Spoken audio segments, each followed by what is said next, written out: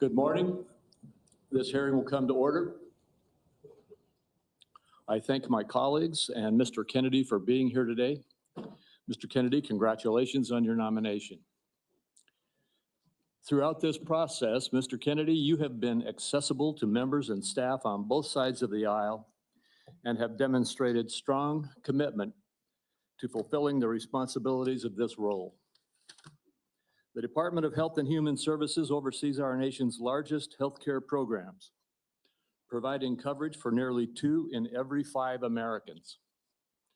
Improving Medicare, Medicaid, and CHIP, among other initiatives, presents challenges, especially in the face of a rapidly aging population, stubbornly high costs, and persistent barriers to access.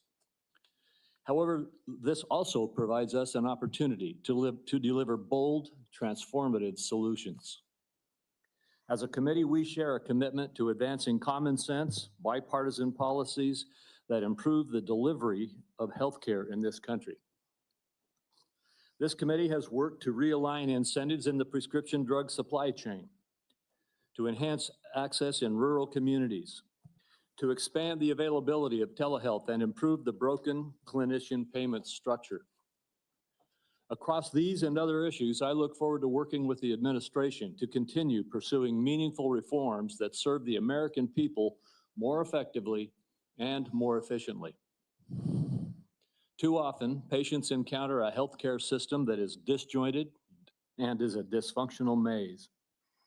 Complex and bureaucratic chutes and ladders have become the norm. Meanwhile, even as healthcare spending climbs, outcomes across a range of conditions continue to decline. Mr. Kennedy, if confirmed, you will have the opportunity to chart a new and better course for the federal approach to tackling both the drivers and the consequences of our ailing healthcare system. Your commitment to combating chronic conditions that drive healthcare costs will be critical to our success.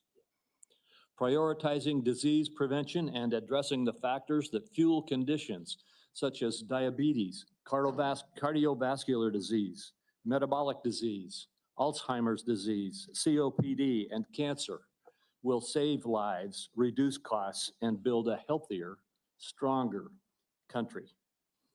Private sector breakthroughs from groundbreaking cancer medications to curative gene therapies also offer hope. But misguided government initiatives and market volatility risk eroding American leadership in life-saving R&D. Your advocacy for healthcare transparency has the potential to empower consumers across the country, promoting competition to enhance quality while cutting excessive spending for patients and for taxpayers. Today's hearing will provide a forum to hear more about your vision, particularly for the federal programs under this committee's jurisdiction. Mr. Kennedy, you represent a voice for an inspiring coalition of Americans who are deeply committed to improving the health and well-being of our nation. Regardless of political party, everyone in this room shares a common recognition that our current system has fallen short, as well as a common desire to make our country healthier. I look forward to today's conversation as well as your testimony, Mr. Kennedy. And now I recognize Senator Wyden for his opening remarks. Thank you very much, Mr. Chairman. The question before the Finance Committee this morning is whether Robert F. Kennedy should be trusted with the health and well-being of the American people. Committee staff have examined thousands of pages of statements, books, and podcast transcripts in a review of his record. The receipts show that Mr. Kennedy has embraced conspiracy theories, quacks, charlatans, especially when it comes to the safety and efficacy of vaccines. He has made it his life's work to sow doubt and discourage parents from getting their kids life-saving vaccines.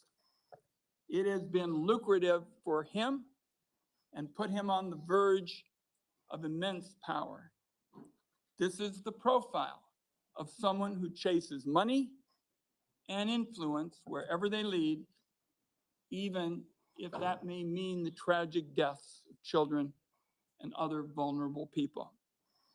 Now, Mr. Kennedy is fond of saying he's not making recommendations about whether parents should vaccinate their children. He's just asking questions and giving people choices. It's a slippery tactic to dodge any real responsibility for his words and actions. And it is, in my view, absurd coming from somebody who's trying to win confirmation for a job that is entirely about making recommendations. These recommendations are going to have life or death consequences for the American people. Mr. Kennedy, if you are confirmed, your recommendations determine which vaccines senior citizens get for free through Medicare. Your recommendation will determine which vaccines are given to millions of kids. Peddling these anti-vaccine conspiracy theories as our chief health officer is going to endanger the lives of kids and seniors across the nation. Just look at what happened when Mr. Kennedy inserted himself into an anti-vaccination crisis in the island nation of Samoa. He traveled there himself to push his views and pour fuel on the fire of a measles outbreak that began due to low vaccination rates.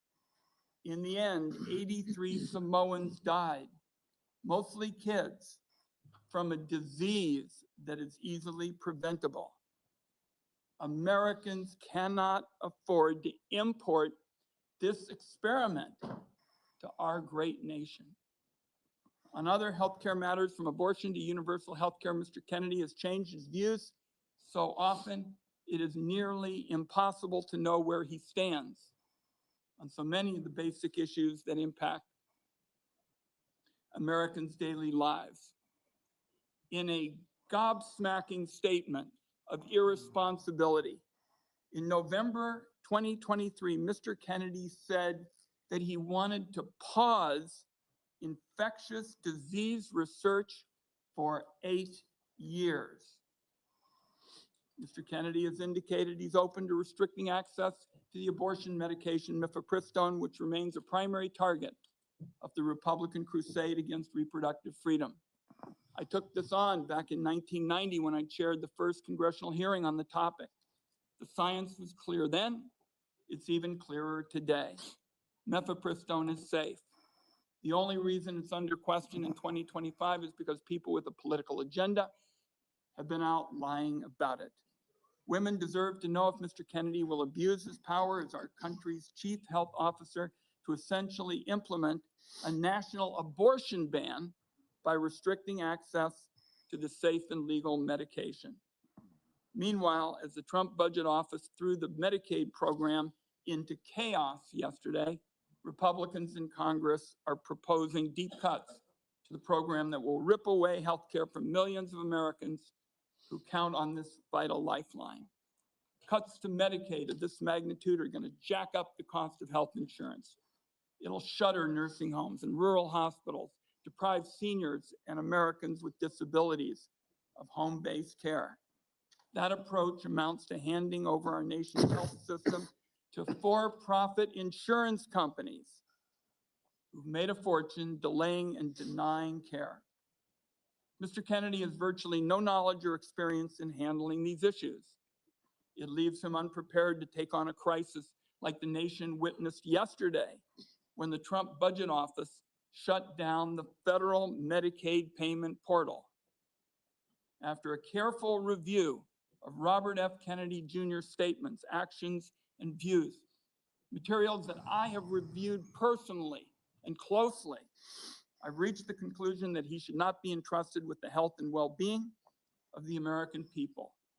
When he's taken every side of every issue, how can this committee and the American people believe he has anything to say? Let me close by saying I believe more strongly than ever, and I have specialized in healthcare during my time in public service, that we're a turning point with regard to healthcare in America. If there's one word to describe Americans' feelings towards the healthcare system, it's disillusion. At every single turn, people feel like they're rolling a load of dice, loaded dice, when they try to get health care. Americans are justifiably angry, fed up, and tired of a system that puts profits over patients. Instead of debating meaningful ways to improve Americans' health care, now the committee is being forced to relitigate settled science about vaccines and whether or not the federal government should help Americans get affordable health care. I know where Democrats on this Finance Committee stand when it comes to an agenda to lower costs and improve care. I must say, I cannot say the same about the nominee sitting in front of me. And let me acknowledge, finally, Mr. Chairman, Terry Mills from Portland, Oregon, who is here to represent Nurses for America, and I'd like to enter a statement from her organization into the record at this time. Thank you, Mr. Chairman. Without objection. Thank you, Ranking Member Wyden. Mr. Kennedy, in a few moments, you will be given the opportunity to make your opening statement and respond to these attacks and other questions that the members of this committee have. I would say that with regard to the attack on Medicaid that we just heard, that was a false attack. It's been proven false overnight. The Medicaid portal is operating efficiently today and was never intended to be shut down. Would gentleman yield, since he's mentioned my name? There was a significant amount of time yesterday where there was bedlam across the country over the status of the Medicaid portals. I hope it's being corrected, but there were problems all through the day. There certainly were attacks yesterday. The problem has been clarified and the Medicaid portal is fully operational as we speak. Mr. Kennedy, before I turn the time over to you to share your opening statement, I would like to give you a brief introduction. The son of Senator Robert F. Kennedy and nephew of President John F. Kennedy, Robert Kennedy Jr. has been an advocate for consumers since 1985. After graduating from Harvard University, Mr. Kennedy studied at the London School of Economics and received his law degree from the University of Virginia Law School and a master's degree in environmental law from Pace University. He has founded 2 advocacy groups and has spent the last 40 years working to restore and protect children's health. He was a former independent candidate in the 2024 presidential election, and President Trump nominated him this year to be in November of 2024 to be the HHS secretary. In announcing his nomination, President Trump stated, "Mr. Kennedy will restore these agencies to the traditions of gold standard scientific research and beacons of transparency and end the chronic disease epidemic and make America great and healthy again." Before you give your opening statement, Mr. Kennedy, I have 4 obligatory questions that we ask all nominees before this committee. First, is there anything that you are aware of in your background that might present a conflict of interest with the duties of the office to which you have been nominated? Right. No, Mr. Chairman. Thank you. Do you know of any reason, personal or otherwise, that would in any way prevent you from fully and honorably discharging the responsibilities of the office to which you have been nominated? No, I do not. Do you agree without reservation to respond to any reasonable summons to appear and testify before any duly constituted committee of Congress if you are confirmed? Yes, I do. And finally, do you commit to providing a prompt response in writing to any questions addressed to you by any senator of this committee? Yes, I do. Thank you, Mr. Kennedy. And before you begin, if you would like to, you may introduce your wife and children. Yes. My wife, Cheryl Hines, is here. My daughter, Kit Kennedy, my son, Bobby Kennedy, his wife, Amaryllis Fox Kennedy, and my nephew, Jackson Hines, is here too. We welcome you all. Thank you. You may proceed with your statement. Thank you, Mr. Chairman. Chairman Crapo, Ranking Member Wyden, and members of this distinguished committee. I'm humbled to be sitting here today as President Trump's nominee to oversee the U.S. Department of Health and Human Services. I want to thank President Trump for entrusting me to deliver on his promise to make America healthy again. I also want to thank Cheryl and Kik and Bobby and all of my other children who are here today and all the many members of my large extended family for the love that they have so generously shared. Ours has always been a family that has been involved in public service, and I look forward to continuing that tradition. My journey into the issue of health began with my career as an environmental attorney, working with hunters and fishermen and mothers in the small town in the Hudson Valley and along the Hudson River. I learned very early on that human health and environmental injuries are intertwined. The same chemicals that kill fish make people sick also. Today, Americans' overall health is in grievous condition. Over 70% of adults and a third of children are overweight or obese. Diabetes is 10 times more prevalent than it was during the 1960s. Cancer among young people is rising by 1 or 2% a year.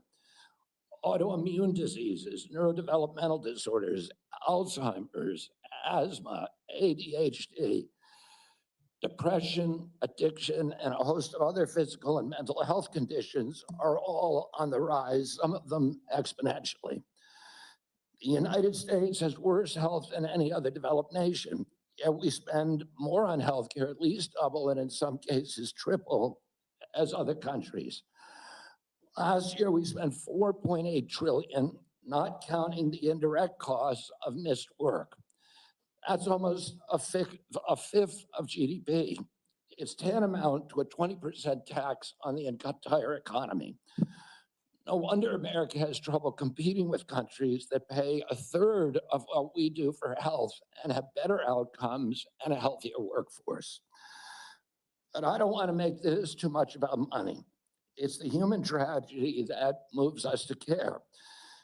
President Trump has promised to restore America's global strength and to restore the American dream, but he understands that we can't be a strong nation when our people are so sick. A healthy person has 1,000 dreams. A sick person has only one. Today, over half of our countrymen and women are chronically ill. When I met with President Trump last summer, I discovered that he is more than just concerned for this tragic situation, but genuine care. President Trump is committed to restoring the American dream, and 77 million Americans delivered a mandate to him to do just that, due in part to the embrace and elevation of the Make America Healthy Again movement. This movement, led largely by Maha moms from every state, you can see many of them behind us today, and in the hallways and in the lobbies, is one of the most transcendent and powerful movements I've ever seen. I promise President Trump that if confirmed, I will do everything in my power to put the health of Americans back on track. And I've been greatly heartened to discover a deep level of care among members of this committee too, both Democrats and Republicans. I came away from our conversations confident that we can put aside our divisions for the sake of a healthier America. For a long time, the nation has been locked in a divisive healthcare debate about who pays. Well, when healthcare costs reach 20%, there are no good options, only bad ones. Shifting the burden around between government and corporations and insurers and providers and families is like rearranging deck chairs on the Titanic. Our country will sink beneath a sea of desperation and debt if we don't change the course and ask, why are healthcare costs so high in the first place? The obvious answer is chronic disease. The CDC says 90% of healthcare spending goes toward managing chronic disease, which hits lower income Americans the hardest. The president's pledge is not to make some Americans healthy again, but to make all of our people healthy again. There is no single culprit in chronic disease. Much as I have criticized certain industries and agencies, President Trump and I understand that most of their scientists and experts genuinely care about American health. Therefore, we will bring together all stakeholders in pursuit of this unifying goal. Before I conclude, I want to make sure the committee is clear about a few things. News reports have claimed that I'm anti-vaccine or anti-industry. I am neither. I am pro-safety.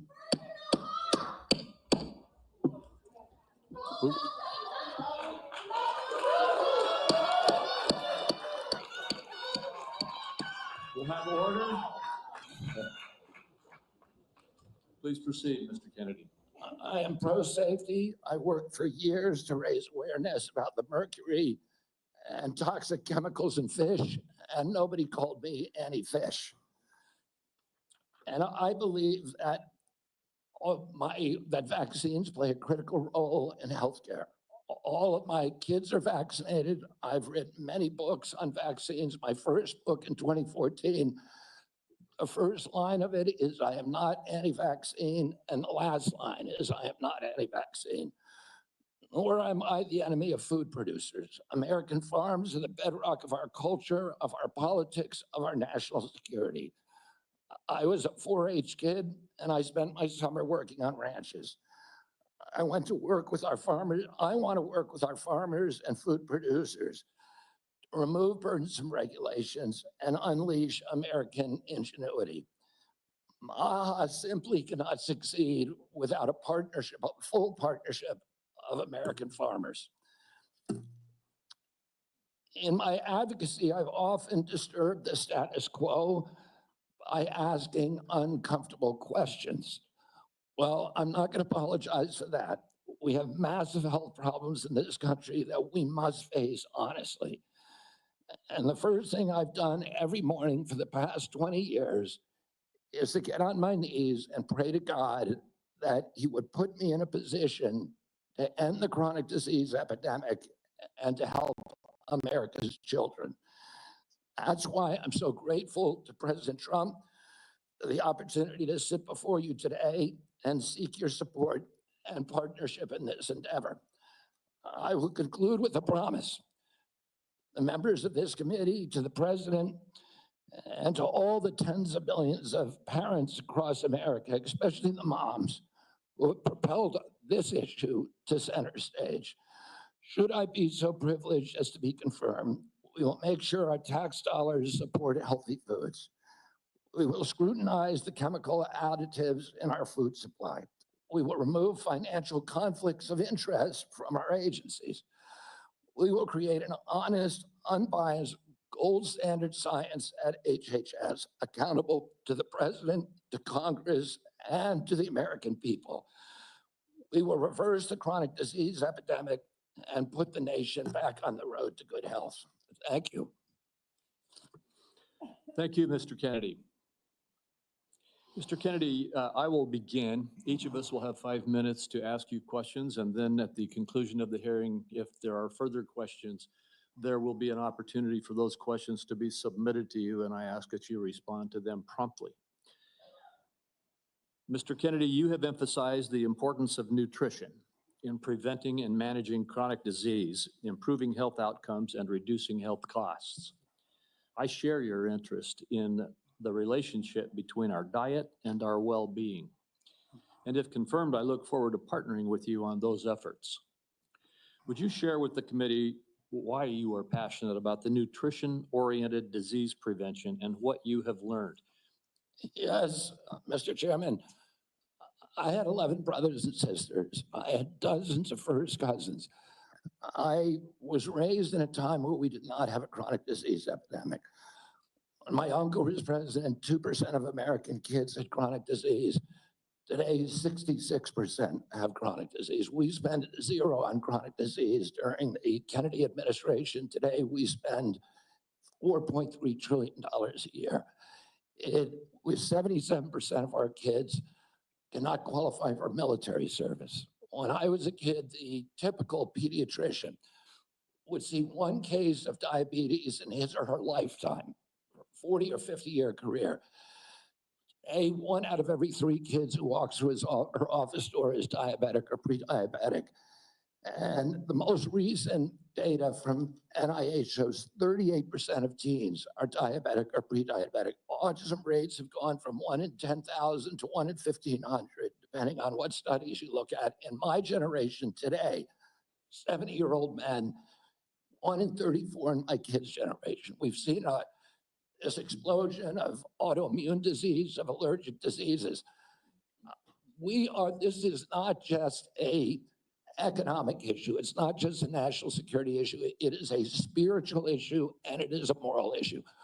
We cannot live up to our role as an exemplary nation, as a moral authority around the world, and we're writing off an entire generation of kids. Thank you very much. And if confirmed, how could we work together to integrate nutrition-based interventions into our healthcare programs like Medicaid and Medicare? Well, there are many ways that we can do that. The federal funding of The SNAP program, for example, and have school lunch programs could be a driver for helping kids. We shouldn't be giving 60% of the kids in school processed food that is making them sick. We shouldn't be spending 10% of the SNAP program on sugar drinks. So we have a direct ability to change things there.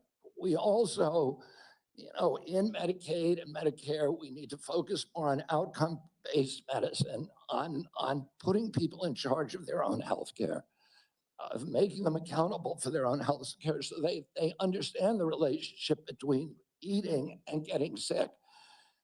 Most importantly, we need to deploy NIH and FDA to doing the research to understand the relationship between these different food additives and chronic disease so that Americans understand it and make sure that Americans are aware. But I don't want to take food away from anybody. If you like a cheeseburger, a McDonald's cheeseburger, or a Diet Coke, which my boss loves, and you should be able to get them. If you want to eat Hostess Twinkies, you should be able to do that. But you should know what the impacts are on your family and on your health. Thank you. Senator Wyden. Thank you very much, Mr. Chairman. Before I begin my questions, I'd like to start by entering into the record a letter the committee received from Ambassador Carolyn Kennedy outlining what she believes is Mr. Kennedy's lack of personal fitness for the office. Without objection. Mr. Kennedy, you have spent years pushing conflicting stories about vaccines. You say one thing and then you say another. In your testimony today under oath, you denied that you were anti-vaccine. But during a podcast interview in July of 2023, you said, quote, "No vaccine is safe and effective." In your testimony today, in order to prove you're not anti-vax, you note that all your kids are vaccinated. But in a podcast in 2020, you said, and I quote, "You would do anything, pay anything to go back in time and not vaccinate your kids." Mr. Kennedy, all of these things cannot be true. So, are you lying to Congress today when you say you are pro-vaccine? Or did you lie on all those podcasts? We have all of this on tape, by the way. Yeah, Senator, as you know, because it's been repeatedly debunked, that statement that I made on the Lex Friedman podcast was a fragment of the statement. He asked me, and anybody who actually goes and looks at that podcast and will see this. He asked me, are there vaccines that are safe and effective? And I said to him, some of the live virus vaccines are. And I said, there are no vaccines that are safe and effective. And I was going to continue for every person. Every medicine has people who are sensitive to them, including vaccines. All right, so he interrupted me at that point. I've corrected it many times, including on national TV. You know about this, Senator Wyden. So bringing this up right now is dishonest. let's be clear about what you've actually done then, since you want to deny your statements. For example, you have a history of trying to take vaccines away from people. In May of 2021, you petitioned the Food and Drug Administration to not only block Americans from having access to the COVID vaccine, but to prevent any future access to the life-saving vaccine. Are you denying that? Your name is on the petition. We brought that petition after the CDC recommended the COVID vaccine without any scientific basis for 6-year-old children. Most experts agree today, even the people who did it back then, that COVID vaccines are inappropriate for 6-year-old children who basically have a zero risk from COVID. That's why I brought that lawsuit. I don't want to, I want to emphasize Mr. Kennedy, the facts.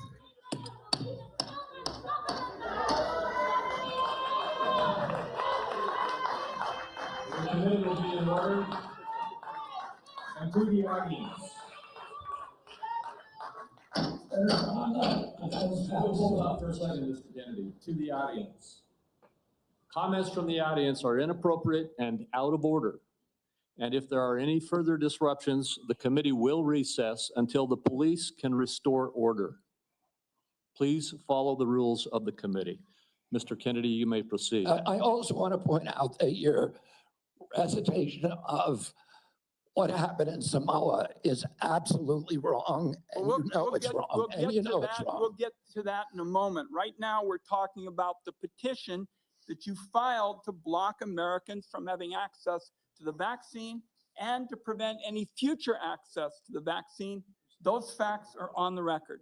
My third question to you is, you made almost $5 million from book deals, mostly promoting junk science. In 2021, in a book called The Measles Book, you wrote that parents had been, quote, misled into believing that measles is a deadly disease and that measles vaccines are necessary, safe, and effective. The reality is measles are in fact deadly and highly contagious, something that you should have learned after your lies contributed to the deaths of 83 people, most of them children, in a measles outbreak in Samoa. So my question here is, Mr. Kennedy, is measles deadly, yes or no? The death rate from measles historically in this country in 1963, the year before the introduction of the vaccine, was 1 in 10,000. Let me explain what happened in Samoa. In Samoa in 2017 or 2015, there were 2 kids who died following the MMR vaccine. And the vaccination rates in Samoa dropped precipitously from about 63% to the mid-30s, so they've never been very high. And in 2018, 2 more kids died following the MMR vaccine, and the government of Samoa banned the MMR vaccine. I arrived a year later when vaccination rates were already below any previous level. I went there, nothing to do with vaccines. I went there to introduce a medical informatics system that would digitalize records in Samoa and make health delivery much more efficient. I never gave any public statement about vaccines. You cannot find a single Samoan who will say, I didn't get a vaccine because of Bobby Kennedy. I went in June of 2019. The measles outbreak started in August. Oh, clearly I had nothing to do with the measles. Not only that, Mr. Kennedy, Senator, not only that, if you let me finish, you have had some time. if you let me finish, Senator, if you let me finish, there are 83 people died when the tissue samples were sent to New Zealand. Most of those people did not have measles. We don't know what was killing them. The same outbreak occurred in Tonga and Fiji, and no extra people died. There were 7 measles outbreaks in the 13 years prior to my Chairman, I just arrival. would like to get my time back. The nominee wrote a book saying that people had been misled into believing that measles is a deadly disease. He's trying now to play down his role in Samoa. That's not what the parents say. That's not what Governor Green says. It's time to make sure that we blow the whistle on actually what your views are. At least we're starting.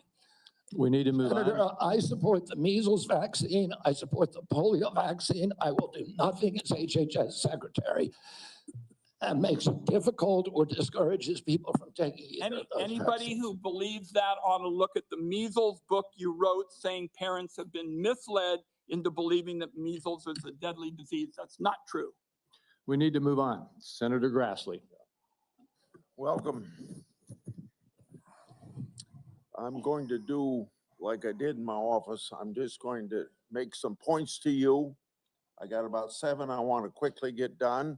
And then at the end, I'm going to ask if you disagree with anything I say and then address those things you disagree with. I'll make sure I save time for you to do that. A key responsibility of each member of Congress is oversight.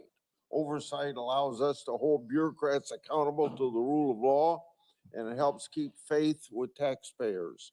I expect HHS to provide timely and complete responses to congressional oversight. Number 2, PBMs, something you and I discussed in our office. I've been working to hold pharmacy benefit managers accountable in order to lower prescription drug prices. I expect you to work with us to hold PBMs accountable, and that may even ask in your support for legislation that's before the Congress. drug pricing. Senator Durbin and I have for a while been trying to get a bill passed that requires price disclosures on TV ads for prescription drugs. Knowing what something costs before buying it is just common sense. President Trump tried to do this by regulation in his first term. Vice President Vance co-sponsored our bill last Congress. I ask you to support this bill, or if you can do it by regulation, to do it by regulation. On rural health care, the previous administration dragged its feet in opening up slots for rural community hospital demonstration programs. It also ignored concerns from rural pharmacies when implementing changes to Medicare Part D, and ignored rural needs when it comes to distributing physician residency slots. I expect you to prioritize rural Americans' healthcare needs. On agriculture, in our meeting earlier this month, we talked at length about agriculture. You prefaced the conversation by saying you will not have jurisdiction over these issues. I expect you to leave agricultural practice regulations to the proper agencies, and for the most part, that's USDA and EPA. On dietary guidelines, I've sent letters to the secretaries of agriculture at HHS requesting that they provide information regarding conflicts of interest on the Dietary Guideline Advisory Committee to increase transparency. I expect you to provide Congress with confidential financial disclosures from the advisory committee before finalizing dietary guidelines, so we know that nobody has a vested interest in it, is having undue influence. Lastly, HHS, Office of Refugee Resettlement Oversight. Last year, I expanded my investigation into HHS's Office of Refugee Resettlement. I wrote 24 contractors and grantees whose job it is to place unaccompanied children with sponsors. In many cases, children have been placed with improper vetted sponsors, placing them at risk of trafficking. The Biden administration's HHS directed these taxpayer-funded contractors and grantees to not respond to my inquiry.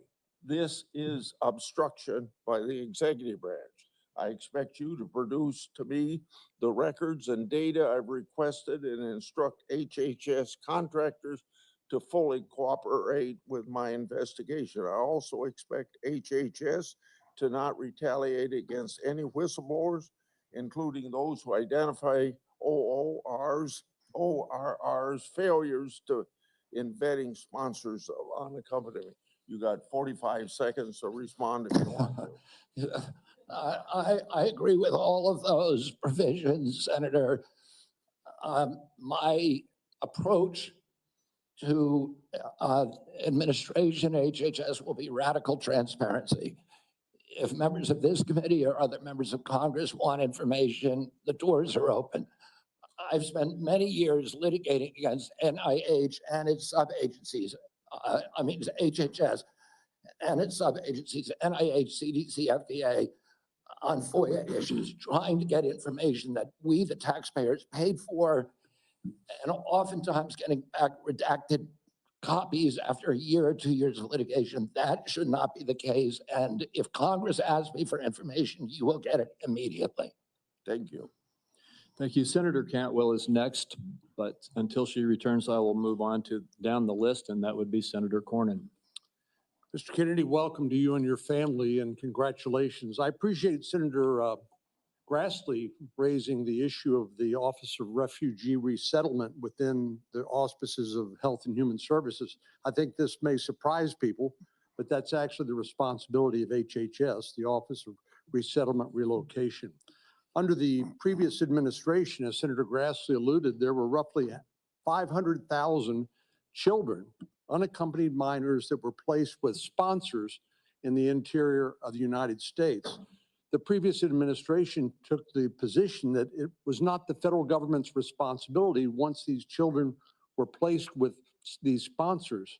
But the New York Times and a series of investigative stories pointed out that tens of thousands of these children, when they tried to follow up and find out how they were doing, whether they were going to school, whether they were being trafficked or abused, there was no answer. And they took the position it was not their responsibility. So I look forward to working with you to find those children and to make sure that they're not being abused. Millions of Americans are experiencing mild to moderate mental health and substance abuse issues, yet many struggle with timely and effective access. Primary care physicians are most likely to be seeing these individuals as opposed to a specialist, and it makes it important that these individuals, primary care physicians, be trained in patient-centered care, which would strengthen the integration of behavioral health care with primary care services. Is this something that you are concerned about, something you'd be willing to work with us on in order to implement? Yes, Senator, and let me just reassure you that President Trump has personally spoken to me about locating those 300,000 children who disappeared over the last 4 years. I don't think anybody has a fully accurate number, but it's hundreds of thousands, I agree. And many of them we know have been sex trafficked and childhood slavery. And it is a blight on America's moral authority, and we need to find those kids. In terms of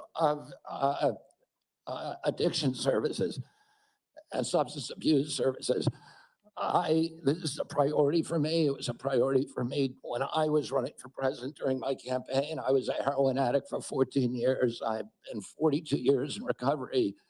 I go to 12-step meetings every day, so I hear the stories every day. And I hear the many stories about denial of, or the barriers to access to care. And we need to improve that. And to answer specifically to your question, I think we can do that through GME, which is a program that is funded by HHS, that is the largest funder for medical school students. And that's one of the things for primary care physicians should understand addiction care. Addicts almost always go through a cycle where there is a moment where they hit periodic bottoms where they're ready to go into treatment, but it's fleeting and it's momentary. And we have that opportunity to save their lives. And then if we miss that little short window, they're off to the races again. I appreciate your answer. Our time is short. Let me get to one more question that I think is very important. Under the first Trump administration, the number of people receiving HIV treatment in Africa through the President's Emergency Plan for AIDS Relief, otherwise known as PEPFAR, it increased, this is during the first Trump administration, from 13 million people to 18 million people across 50 countries, primarily in Africa. Africa has about 1.3 billion people today, or in 2021. It's projected to have 2.5 billion people by 2050, or 25% of the global population. In 2020, PEPFAR reported that 2.8 million babies were born without HIV. That was something that would not have happened but for the PEPFAR program. So it has simply been one of the most successful public health programs in the world and saved approximately 26 million lives. Failure to continue this program, in my view, would risk ceding that leadership to adversaries like China. And I'd like to know whether you support the objectives and goals of PEPFAR, and would you work with me and my colleagues to make sure that this program continues to provide life-saving antiviral drugs to people who are most in need? I absolutely support PEPFAR, and I will happily work with you to strengthen the program. Thank you. Senator Bennett. Thank you, Mr. Chairman. Thank you, Mr. Kennedy, for being here this morning. And I think that, Mr. Chairman, we are truly through the looking glass this morning here in the U.S. Senate, and this committee is being asked to fulfill a really important responsibility, which is to decide whether to confirm Mr. Kennedy to one of the most important healthcare jobs in America. And the reason I think it's so important is for many of the reasons you said in your opening statement, which is that we live in the richest country in the world, and we have some of the worst health outcomes of any industrialized country in the world. We live in the richest country in the world, and we have some of the lowest life expectancy rates of anybody in the industrialized world. I was a school superintendent before I was in this job, Mr. Chairman, and I can tell you that Mr. Kennedy's right, that when I look at the kids in the Denver public schools, if we don't change the way we eat in this country, 40% of them are going to suffer adult diabetes as a result of their diet. And we're, as I said, spending more than any other country in the world, and our families, every single person's constituents in this Senate are facing chronic shortages when it comes to healthcare. My friend from Texas, Senator Cornyn, has been a champion on mental health care. We have an epidemic, as he knows, across this country in mental health care, partly because of what the massive social media platforms that were sitting behind the President of the United States have inflicted on our children for their profit in the last decade or so. So we have no shortage of challenges to confront, and I even agree with some of the diagnosis of Mr. Kennedy. What is so disturbing to me is that out of 330 million Americans, we're being asked to put somebody in this job who has spent 50 years of his life not honoring the tradition that he talked about at the beginning of this conversation, but peddling in half-truths, peddling in false statements, peddling in theories that, create doubt about whether or not things that we know are safe are unsafe. Not that every vaccine in America is unsafe, not that you can't possibly have an adverse reaction, but that parents and children in my old school district and school districts all over this country would be better off not getting vaccinated than getting vaccinated. Unlike his own children who were vaccinated, unlike the people he invited to his house in Los Angeles for their party who were vaccinated. For everybody else, it's about peddling these half-truths. And he says it with such conviction that you want to believe him. And Mr. Kennedy, I just have there are many, many things in the record, but I hope that you could answer these questions, yes or no. I've tried to ask these in a manner that's faithful to what you actually said, because I didn't want to have a debate about whether you actually said them. So I'm asking you, yes or no, Mr. Kennedy. Did you say that COVID-19 was a genetically engineered bioweapon that targets Black and white people, but spared Ashkenazi Jews and Chinese people? I didn't say it was deliberately targeted. I just quoted an NIH-funded and NIH published study. Did you say that it targets Black and white people, but spared Ashkenazi Jews? I quoted a study, Your Honor. I quoted an NIH study that showed that I'll take that as a yes. I have to move on, I have to move on. Did you say that Lyme disease is highly likely a materially engineered bioweapon? I made sure I put in the highly likely. Did you say Lyme disease is a highly likely militarily engineered bioweapon? I probably did say that. Did you say that? And that's what the developer of I Lyme want all disease of our said. colleagues to hear it, Mr. Kennedy. I want them to hear it. You said yes. Did you say that exposure to pesticides causes children to become transgender? No, I never said that. Okay, I have the record that I'll give to the chairman, and he can make his judgment about what you said. Did you write in your book, and it's undeniable, that African AIDS is an entirely different disease from Western AIDS? Yes or no, Mr. Kennedy? I'm not sure if I made that. Okay, I'll give it to the chairman, Mr. Kennedy. And my final question, did you say on a podcast, and I quote, "I wouldn't leave abortion, to the states. My belief is we should leave it to the woman. We shouldn't have the government involved, even if it's full term. Did you say that, Mr. Yeah, Kennedy? Senator, I believe every abortion is a Did tragedy. you say it, Mr. Kennedy? I This believe, matters. It doesn't matter what you come here and say that isn't true, that's not reflective of what you really believe, that you haven't said over decade after decade after decade, because unlike other jobs we're confirming around this place, this is a job where it is life and death for the kids that I used to work for in the Denver public schools and for families all over this country that are suffering from living in the richest country of the world that can't deliver basic health care and basic mental health care to them. It's too important for the games that you're playing, Mr. Kennedy. And I hope my colleagues will say to the president, I have no influence over him. I hope my colleagues will say to the president, out of 330 million Americans, we can do better than this. Thank you. We need to move on. Senator Cassidy.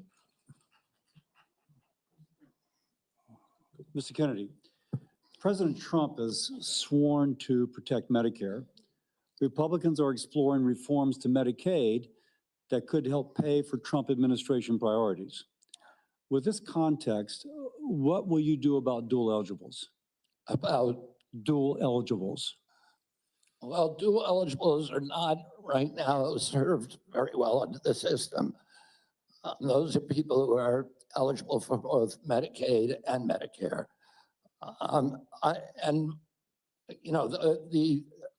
I suppose my answer to that is to make sure that the programs are consolidated, that they're integrated, and the care is integrated. I look forward to working with you, Dr. Cassidy, on making sure that we take good care of people who are Thank you. dual eligible. And how do you propose that we integrate those programs? Does Medicare pay more, Medicare pay less, Medicaid pay more, Medicaid pay less? How do we do that? Well, I'm not exactly sure because I'm not in there. I mean, it is difficult to integrate them because Medicare is under fee-for-service. It's paid for by employer taxes. Medicaid is fully paid for by the federal government, and it's not fee-for-service. So I do not know the answer to that. I look forward to exploring options with you.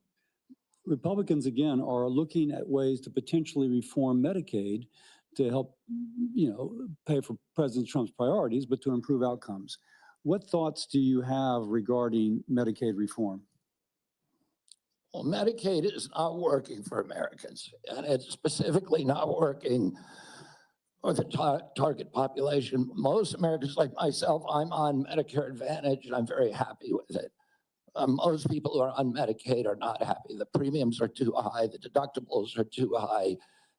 The networks are narrow. The best doctors will not accept it in the best hospitals. And particularly, Medicaid was originally designed for a target population, the poorest Americans.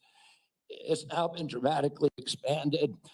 And the irony of the expansion is that the poorest Americans are now being robbed. Their services have dramatically decreased, even though we've increased the price of Medicare by 60% over the last 4 years. The target population is being robbed. With that figure out other options. Obviously, you've thought about that, and I appreciate that. What reforms do you recommend, again, that would improve services, I suppose, but also make it more cost efficient? Well, President Trump has given me the charge of improving quality of care and lowering the price of care for all Americans. There are many things that we can do. What we want to, the ultimate outcome, I think, is to increase transparency, to increase accountability, and to transition to a value-based system rather than a fee-based system. So rather than a service-based on system. Medicaid in particular, can you just kind of take those kind of general principles and apply it to the Medicaid program? Listen, I think that there are many, many options with telemedicine, with AI right now. And, you know, there's including direct primary care systems. We're seeing that movement grow across the country. There's one of the largest providers. So going back to Medicaid though, and speaking of these specific advances, what reforms are you proposing with these ideas vis-a-vis Medicaid? Well, I don't have a broad proposal for dismantling the program. Of course not saying that. I think what we need to do is we need to experiment with pilot programs in each state. We need to keep our eye on the ultimate goal, which is value-based care, which is transparency, accountability, access. And one more thing, going back to Medicare, you mentioned you're an MA. You mentioned earlier the Medicare fee for service. Do you have any kind of thoughts as to whether or not patients on fee for service should move into MA, or how should we handle that? Whether patients who are on Medicare fee for and service. traditional Medicare, Yes. that's their choice right now. Well, I mean, we have, I think, 32 million Americans or 30 million Americans on Medicare, on traditional Medicare, and then another 34 or 34 on Medicare Advantage, roughly half and half. And I think more people would rather be on Medicare Advantage because it offers very good services. But people can't afford it. It's much more expensive. Oh, in answer to your first question, there are all kinds of exciting things that we can be doing, including cooperatives, which President Trump has supported, including health savings accounts, which President Trump has supported. But all of these things to make people more accountable for their own health. And so we'd bring the cooperatives and the health savings accounts into Medicare and Medicaid? Exactly. We try to increase those, the use of those, and to direct primary care to continue to transition into a value-based program that is private. Americans don't, by and large, do not like the Affordable Care Act. People are on it. They don't like Medicaid. They like Medicare. And they like private insurance. We need to listen to what they would prefer to be on private insurance. Most Americans, if they can afford to be, will be on private insurance. We need to figure out ways to improve care, particularly for elderly, for veterans, for the poor in this country. And Medicaid, the current model is not doing that. I would ask, any of the Democrats who are chuckling just now, do you think all that money, the $900 billion that we're sending to Medicaid every year, has made Americans healthy? Do we think it's working for anybody? Are the premiums low enough? We do need to move on. Senator Warner. Well, I got to tell you, for literally hundreds of thousands of Virginians, Medicaid is what prevents them from health crises on a daily and weekly basis. And some imaginary new plan, and if there was a new plan that was to be the basis of what Trump was going to do when repealing Obamacare, I would have thought by now we'd have seen it. I got to tell you, listen, Senator, can I reply to that? Senator, Mr. Kennedy, I got questions. I appreciate our visit. I know you take your views seriously, and I don't reflexively vote. I voted for 4 of President Trump's nominees already. Got a lot of grief from folks on this panel. But I got to tell you, I saw an email that you put out Monday night, or your campaign did, in a fundraising email. Your presidential campaign celebrated that the freeze on all new regulations, guidance, and announcements is a way to protect unelected bureaucrats from further undermining our health freedom. Then you ask your donors to help pay for your campaign debt. Did your campaign, and you put out that? I don't think my campaign exists anymore. All right, so. well, listen, I got to tell you this. Somebody's out there soliciting money for it. Maybe you ought to find out who is. So the fact that you celebrate this freeze, do you think that was a good idea to put all of this on hold for 90 days, funding and any kind of further work, NIH research?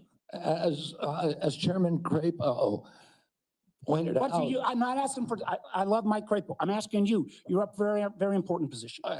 as he pointed out, Senator, the, All right, the let me just- portals that were closed were not closed as a result of the Trump Let me just tell you, administration's I'd like you to purposeful explain, excuse me, policy. sir, I'd like you to explain to a domestic violence center in Richmond that's saying because this freeze, they may have to close down, where those battered women to go. Or a rural nonprofit I've got in the Shenandoah Valley who's saying that freeze is going to potentially shut down their ability to operate. So I guess if you deny or don't know what your campaign's sending out, you don't know if you raised a lot of money Monday night with the union. I'm saying that the Trump You don't administration know if has, you raised a lot of money. the Trump administration has made clear that it does not want to freeze benefits All right, for excuse me. any Americans under Medicaid or Medicare, and I do not want to There dismantle are, the Medicaid. freeze is Either- affecting beyond Medicare and Social Security.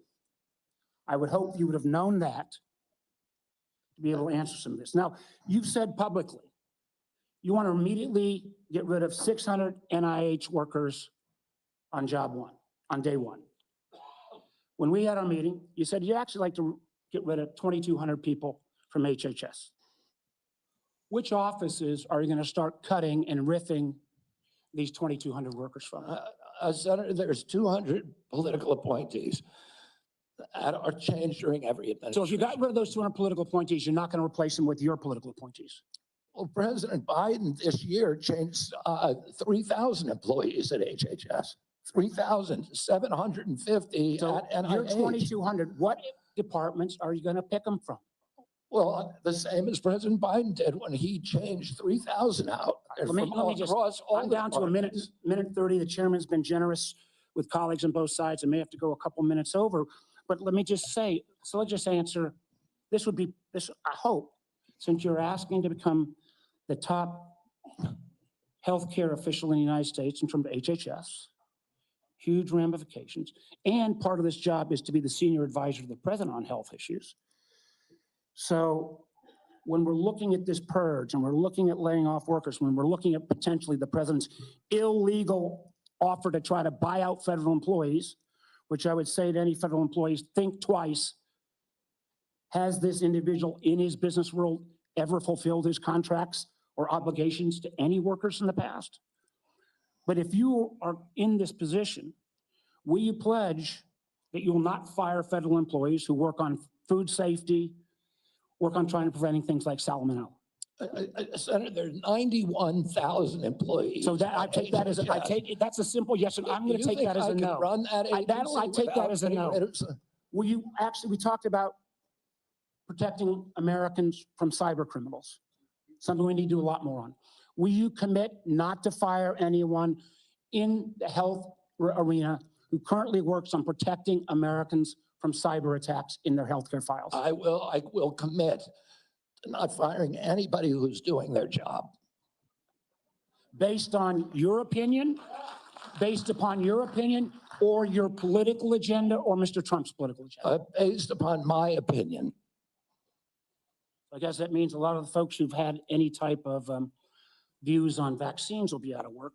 Will you freeze grant funding for community health centers?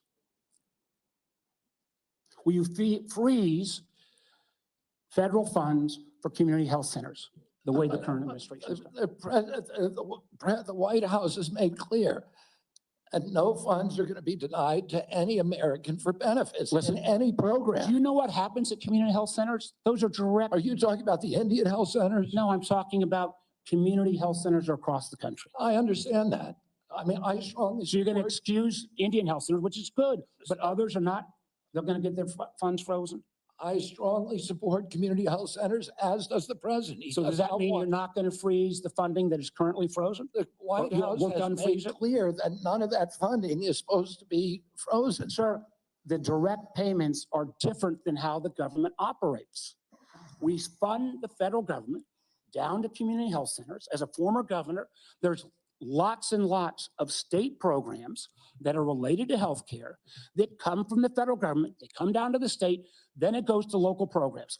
All of those don't directly pay out $1 at a time, but they come from federal funding. They are all, even though they keep changing the guidance on a minute by minute basis, based upon 9:45 or 10:30 or 10:45, whatever time it is today, those funds are still frozen.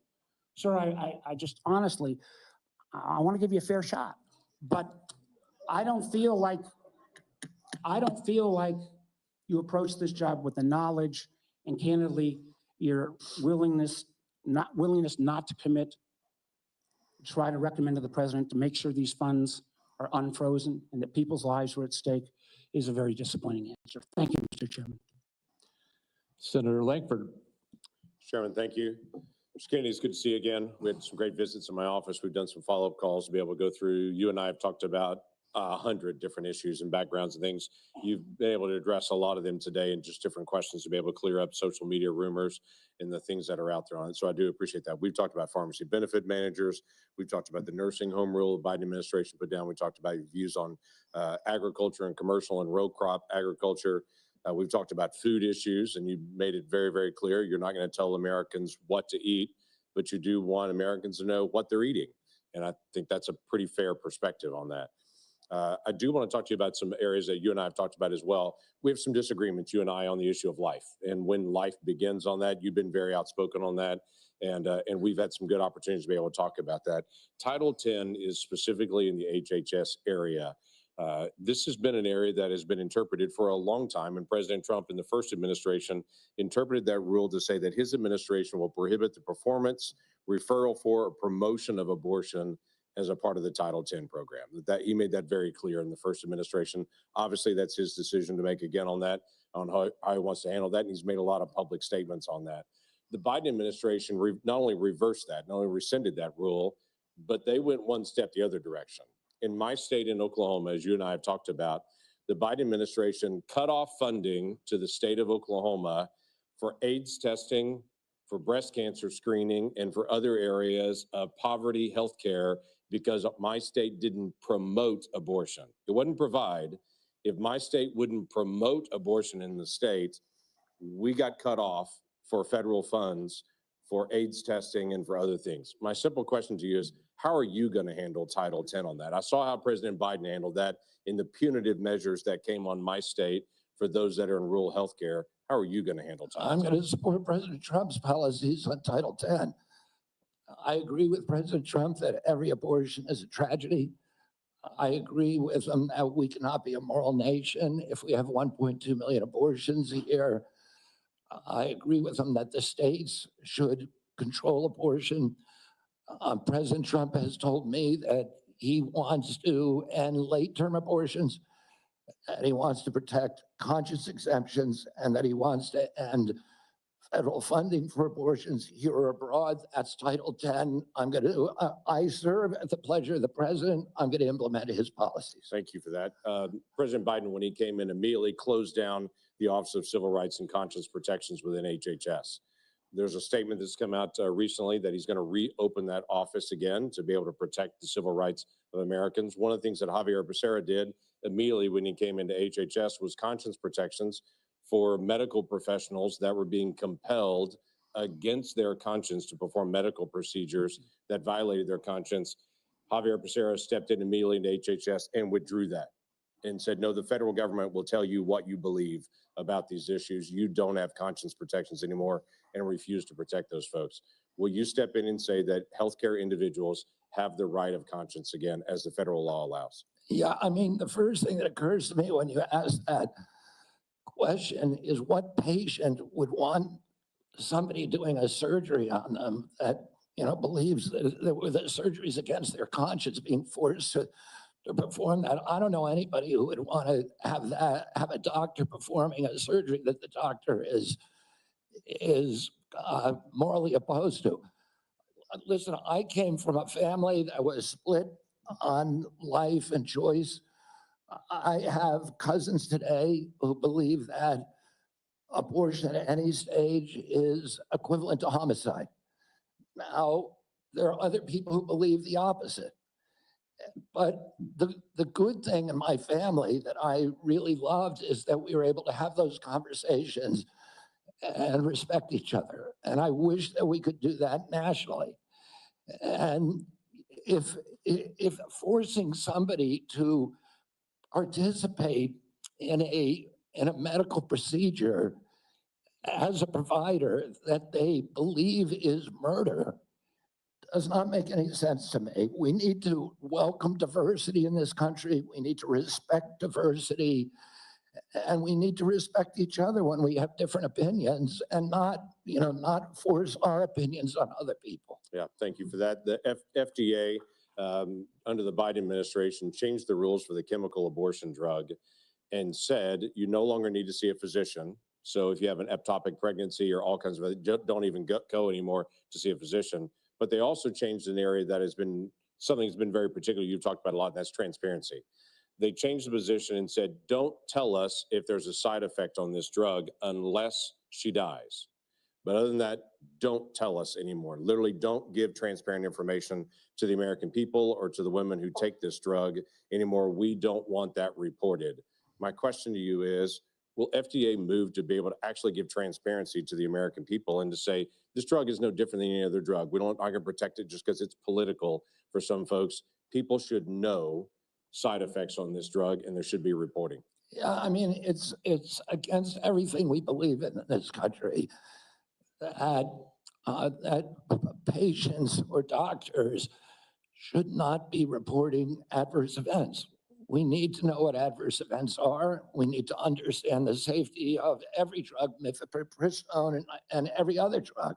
And President Trump has made it clear to me that one of the things, he is not taking a position yet on mifepristone, a detailed position, but he's made it clear to me that he wants me to look at safety issues. And I'll ask NIH, FDA to do that.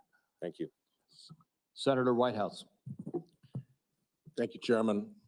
Mr. Kennedy, I only have 5 minutes with you, and I've got a lot of experience with CMS, so you're just going to have to listen. 2 things. One, if you want to move from advocacy to public responsibility, Americans are going to need to hear a clear and trustworthy recantation of what you have said on vaccinations, including a promise from you never to say vaccines aren't medically safe when they in fact are, and making indisputably clear that you support mandatory vaccinations against diseases where that will keep people safe. You're in that hole pretty deep. We've just had a measles case in Rhode Island, the first since 2013. And frankly, you frighten people. 2, I want to air harms that Rhode Island has experienced from a remorseless, senseless CMS bureaucracy. CMS has for years maintained a reimbursement system that the bureaucracy could never explain, never justify, that persistently pays Rhode Island providers less than neighboring Massachusetts and Connecticut providers. A differential of 23 and 26% in our regional healthcare market. The Pending Ahead program can begin to remedy this, at least for value-based care, and it must. There has to be payment parity in the region. Rhode Island's healthcare system is bleeding out because we aren't paid what neighboring hospitals and doctors are paid. And the one act CMS took on this years ago was to make it worse. The CMS bureaucracy has also attacked one of the best accountable care organizations in the country, Rhode Island's Integra Family Doctors. Tried to throw them off the shared savings program because they said Integra years ago briefly fell 137 patients short of the 5,000 patients that ACOs need. CMS wouldn't listen until a court found that to be unjustified, likely illegal, irreparable harm to this high-performing ACO and its patients, and contrary to the public interest. That must stop. Last, CMS has refused to approve waivers granted elsewhere for Rhode Island from rules that are stupid for Medicare patients who are nearing the end of their days. Here's what families see. Granny is home dying. She needs to transfer to a nursing home, and Medicare insists on putting her 3 days and 2 nights in a hospital. Expensive, frightening to Granny and the family, and stupid. Granny's home dying and can't get palliative and curative care together. Inhumane and stupid.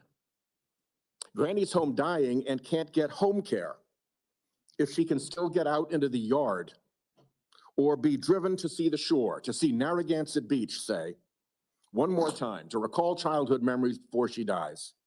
Inhumane and stupid. Granny's home dying and the family's exhausted. And the respite care benefit is not to send a nurse or a caregiver, but to stuff Granny in an ambulance and haul her off to a hospital. Some respite. It's all expensive, frightening, inhumane, and stupid. But the insensate CMS bureaucracy takes a court order to be awakened to the harm they cause. I have had enough. CMS should let Rhode Island try humane end-of-life care through CMMI. Let's see if it works at a state. I bet it will save money, serve families better at a very, very delicate time, and perhaps even make a model for better health care everywhere. I've said a lot. My time is out. You're welcome to respond in writing. I ask unanimous consent that the order declaring CMS's actions to constitute irreparable and illegal harm be put into the record. Without objection. Let me just respond very briefly, Senator Whitehouse. I'm an implacable enemy of tyrannical,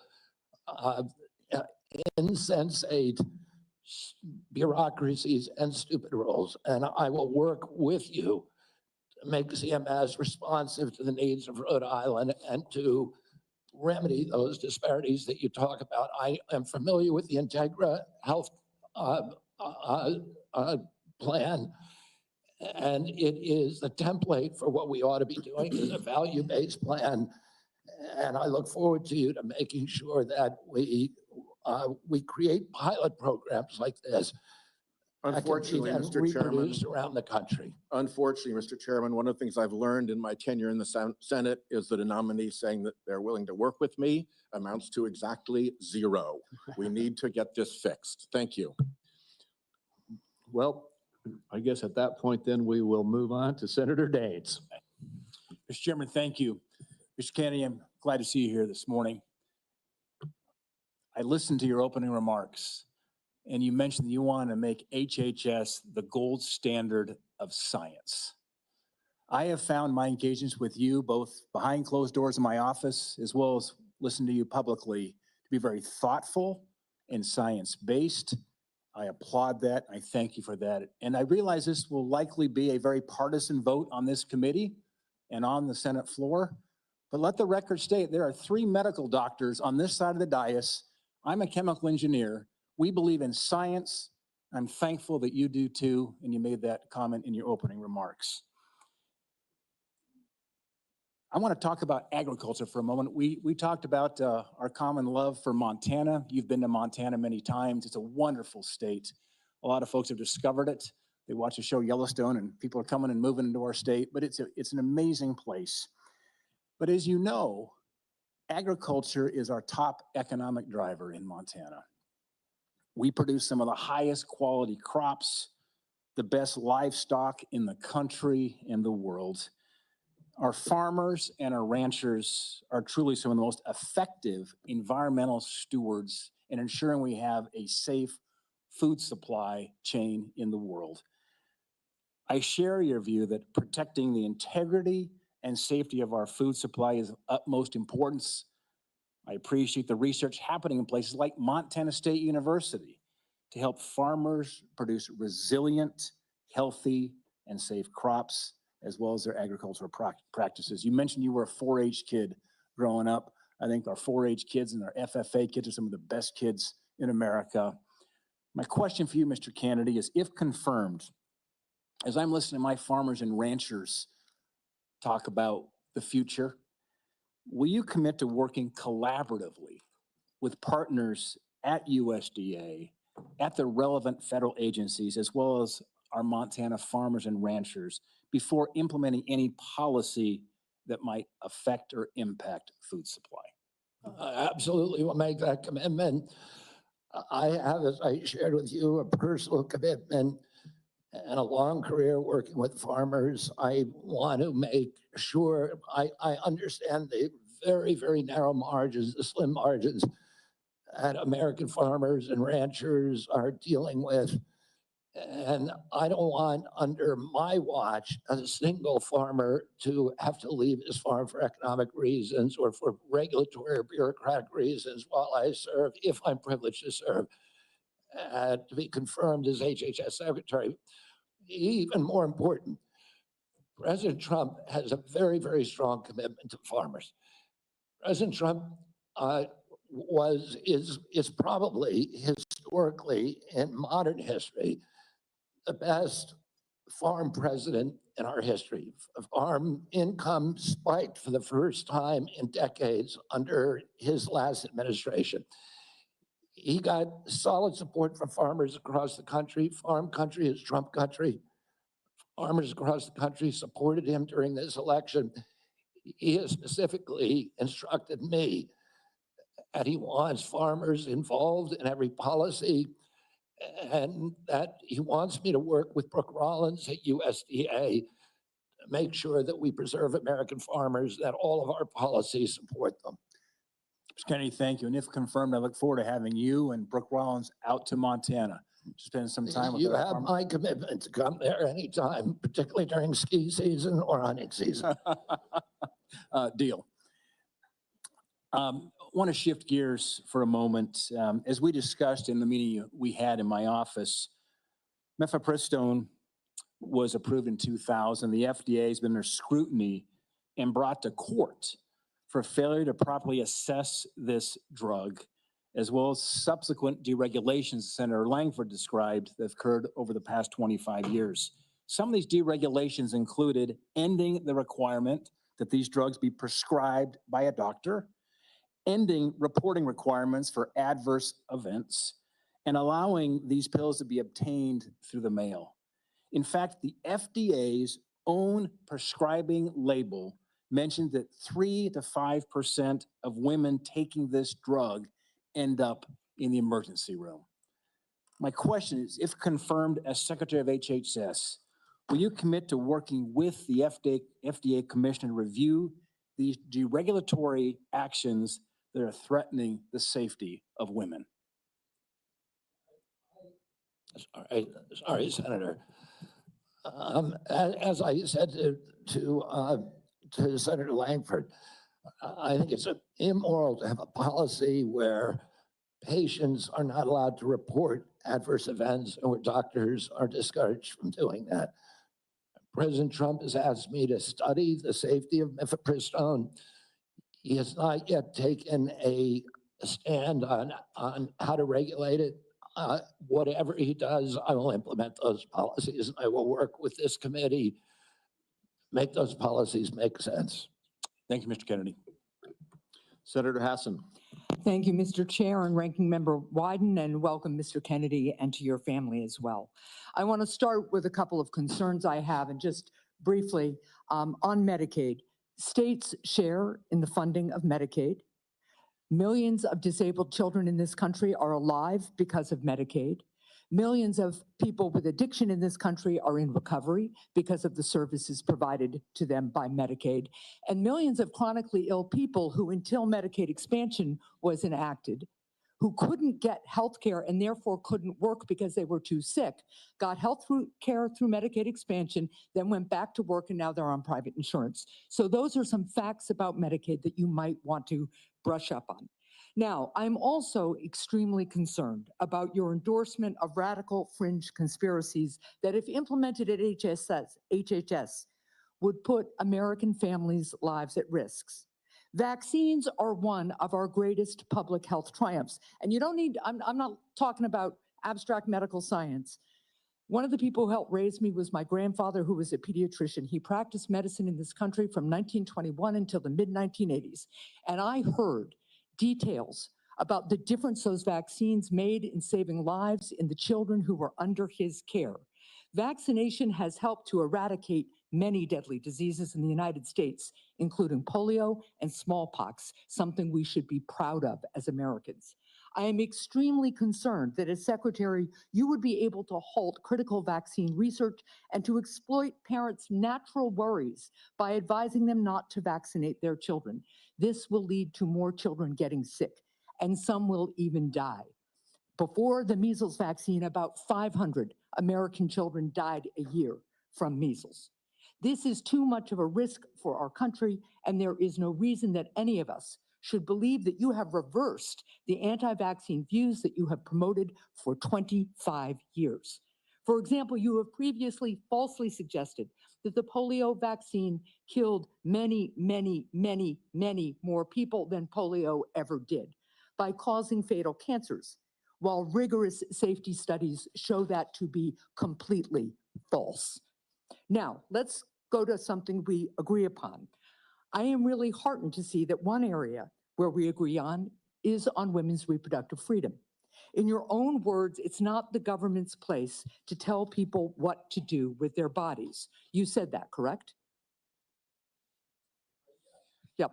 Mr. Kennedy, in 2023, you came to New Hampshire and said, quote, "I'm pro-choice. I don't think the government has any business telling people what they can or cannot do with their body." So you said that, right? Yes. Yep. But you also said we need to trust the women to make that choice because I don't trust government to make any choices. You said that too, right? Yes. It is remarkable that you have such a long record of fighting for women's reproductive freedom, and really great that my Republican colleagues are so open to voting for a pro-choice HHS secretary. So, Mr. Kennedy, I'm confused. You have clearly stated in the past that bodily autonomy is one of your core values. The question is, do you stand for that value or not? When was it that you decided to sell out the values you've had your whole life in order to be given power by President Trump? Senator, I agree with President Trump that every abortion is a tragedy, that we can't be a moral authority in this country. Right, so, but that isn't what you said back in New Hampshire in 2023. My question is exactly when did you decide to sell out your life's work and values to get this position? Senator, I agree with President Trump that every abortion is a tragedy. So what you're telling us, just to be clear, because my time is limited, is that regardless of what you believe, regardless of what values you have, if President Trump tells you to do something, you're going to do it. You said just now the discussion about mifepristone. Oh, he's asked me to study the safety of it.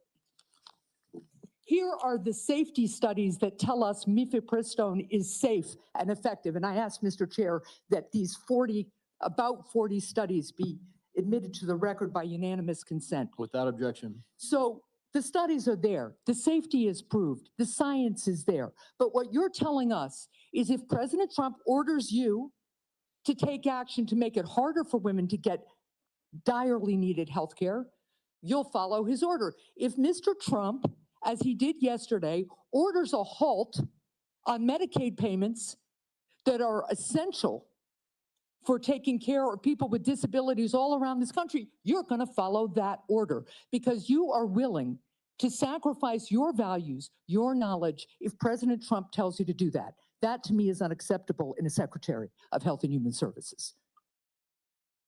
As I explained before, the White House has issued a statement saying that that policy will not deprive any American Yeah, of the benefits. problem is the White House issued that statement only after we pointed out the damage it would do, and it became politically uncomfortable for them. You know what else that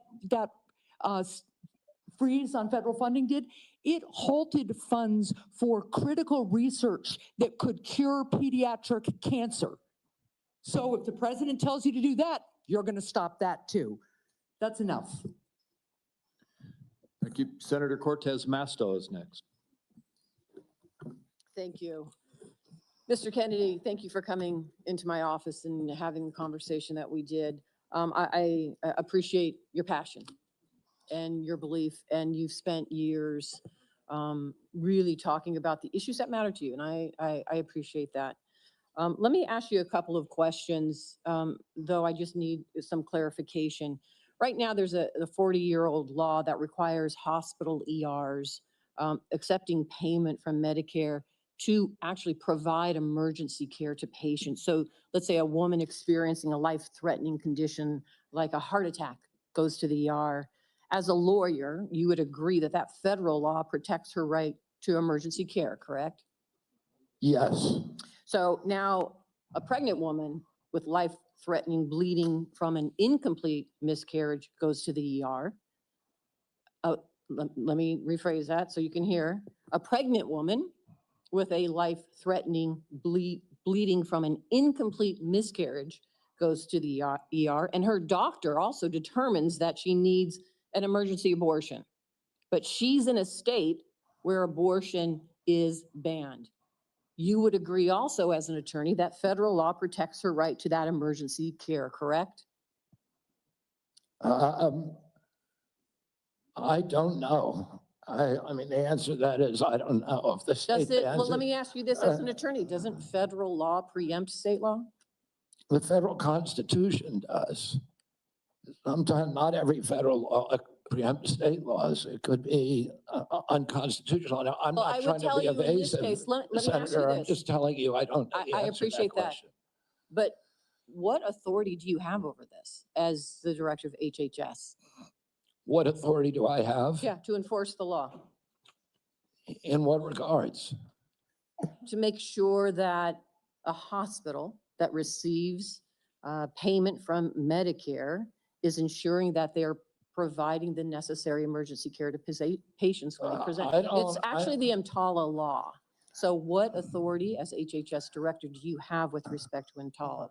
My understanding is that I have budgetary power and that it's pretty much limited to that. But if you tell me I have another authority, I don't even think that Well, let me tell you, we you have a do. law enforcement branch at HHS. Actually, you do, and that's CMS. CMS actually investigates complaints of EMTALA violations, as well as the Health and Human Services Inspector General, who, by the way, was just recently fired by Donald Trump. So you will be enforcing EMTALA laws, and it's important that you understand their impact and don't play politics with the patient presenting at the ER based on a position that this administration has taken. Let me ask you another question. When we met in my office, you said about lowering drug prices, that when Big Pharma price gouges, the American people suffer. I think we both agree on that. And I think you're sincere in your belief that you want to reduce prices for Americans, correct? Yes. Yeah. The Inflation Reduction Act empowered Medicare to negotiate prescription drug prices.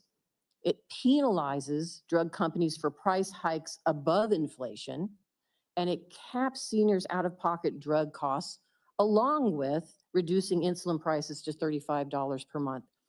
But your future boss, Donald Trump, on his first day in office, revoked President Biden's executive order that actually directed the health secretary to examine ways to reduce drug prices and improve access to innovative therapies for the American people.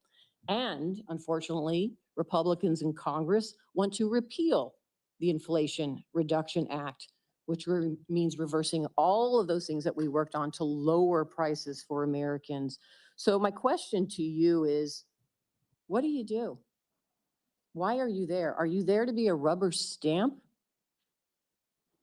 to this administration and cave into all of these positions that they're taking, even though you know they're in disagreement with your positions on lowering drug prices and that they could harm Americans? How do you handle that as HHS director? Senator, my understanding is that the White House issued an executive order, I believe today, supporting the drug negotiations under the IRA. President Trump was very aggressive during his first term about negotiating drug prices. He has instructed me, and I've met with him repeatedly on as that we need lower prices than seniors in this country, and So let me ask others you, are. let me ask you this, because I only have so much time. So we've already negotiated lowering prices for 10 drugs with Big Pharma. And Big Pharma, by the way, opposes this. They have not only are asking for a pause, they have filed lawsuits, but we've already negotiated the first 10 drugs. And we want to expand it to the next 10 to 15 that the Biden administration has put forward. Would you agree and continue that path of really mandating that Big Pharma come to the table and negotiate drug prices for Medicare so we can lower those prices for Americans? My understanding is that the executive order that was issued today, which I haven't seen, but I've read a summary. Well, let me ask you this then, because you keep citing the Trump administration and you're just going to follow what they say. Is that what you're doing? You're just a rubber stamp for them in this position? So anybody, Trump. so it doesn't matter that you're before us. It could be anybody coming before us as long as they're a rubber stamp for this administration and disregarding your beliefs and what you think. I guess my question to you is, if it really is fundamental to what you believe, how do you live with that? How do you address those issues as you're moving forward, You want me to knowing answer that the it's going to question, harm Senator? Americans? Yeah. You want me to answer the question? No, I'm asking you. Okay.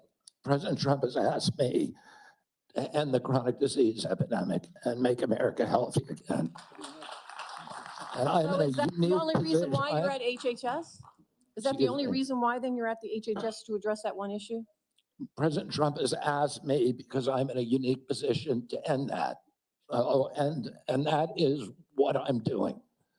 And if we don't solve that problem, Senator, all of the other disputes we have about who's paying and whether it's insurance companies, whether it's providers, whether it's HMOs, whether it's patients or families, all of those are moving deck chairs around on the Titanic. Our ship is sinking. Our 60% increase in Medicaid over the past 4 years is the biggest budget line now, and it's growing faster than any other. And no other nation in the world has what we have here. No other nation has a chronic disease. We have the highest chronic disease burden of any country in the world. We had, during COVID, we had 16% of the COVID deaths in a country. We only have 4.2% of the world's population. We had a higher death count than any country in the world. And when CDC was asked why, they said it's because Americans are the sickest people on earth. The average person who died from COVID, American, had 3.8 chronic diseases. This is an existential threat economically to our military, to our health, to our sense of well-being. And it is a priority for President Trump. And that's why he asked me to run the agency. And if I'm privileged to be confirmed, that's exactly what I'll do. Senator Barrasso. Thanks so much, Mr. Chairman. Mr. Kennedy, thank you for taking time to visit with me in my office prior to today's hearing to talk about a lot of the important issues affecting healthcare in my home state of Wyoming, as well as the nation. I appreciate your willingness to serve our country.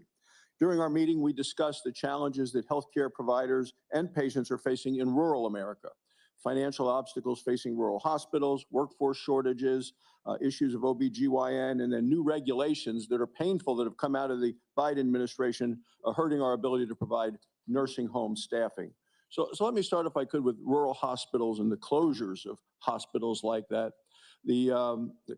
There are a lot of challenges facing hospitals in rural communities and frontier areas.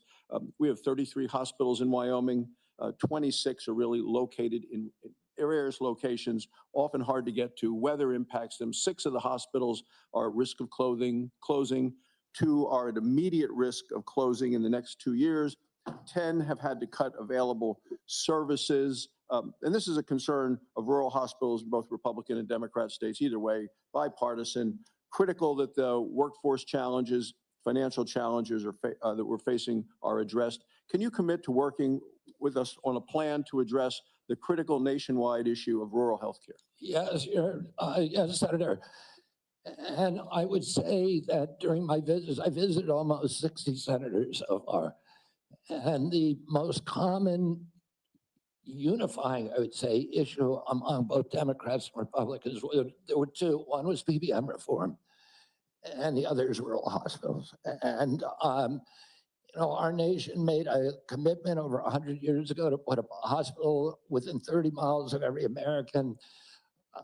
We generally succeeded in doing that. It's absolutely critical. It's life-saving. And rural hospitals are closing at an extraordinary rate right now. They not only provide important healthcare for the localities, but also they're economic drivers for localities all over this country.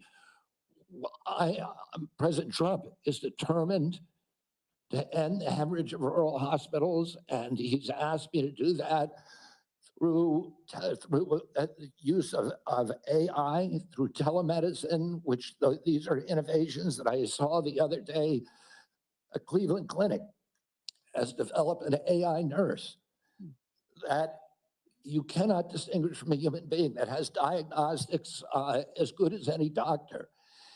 And we can provide concierge care to every American in this country, even those the remote parts of Wyoming, Montana, Alaska, et cetera. We also have opportunities at HRSA and at the GME to finally live up to GME's mission of providing personnel to rural hospitals. And I intend to use all of my power, because I've seen the priority that is given by both Democrats and Republicans on this committee. I intend to make that a priority if I'm privileged to be confirmed. Well, I appreciate it, because often with financial strains on the local hospital, one of the common services to be cut in rural hospitals is maternity services. So now we have women in Wyoming having to drive over 100 miles to access care. 13 counties in Wyoming don't have access to OB. And we're talking counties larger than the states of Vermont, New Hampshire, Rhode Island, Connecticut, New Jersey, Delaware, counties larger than those whole states. So will you commit to working with my office to find solutions to help address these specific maternal health challenges in rural America? Yes, Senator, I look forward to it.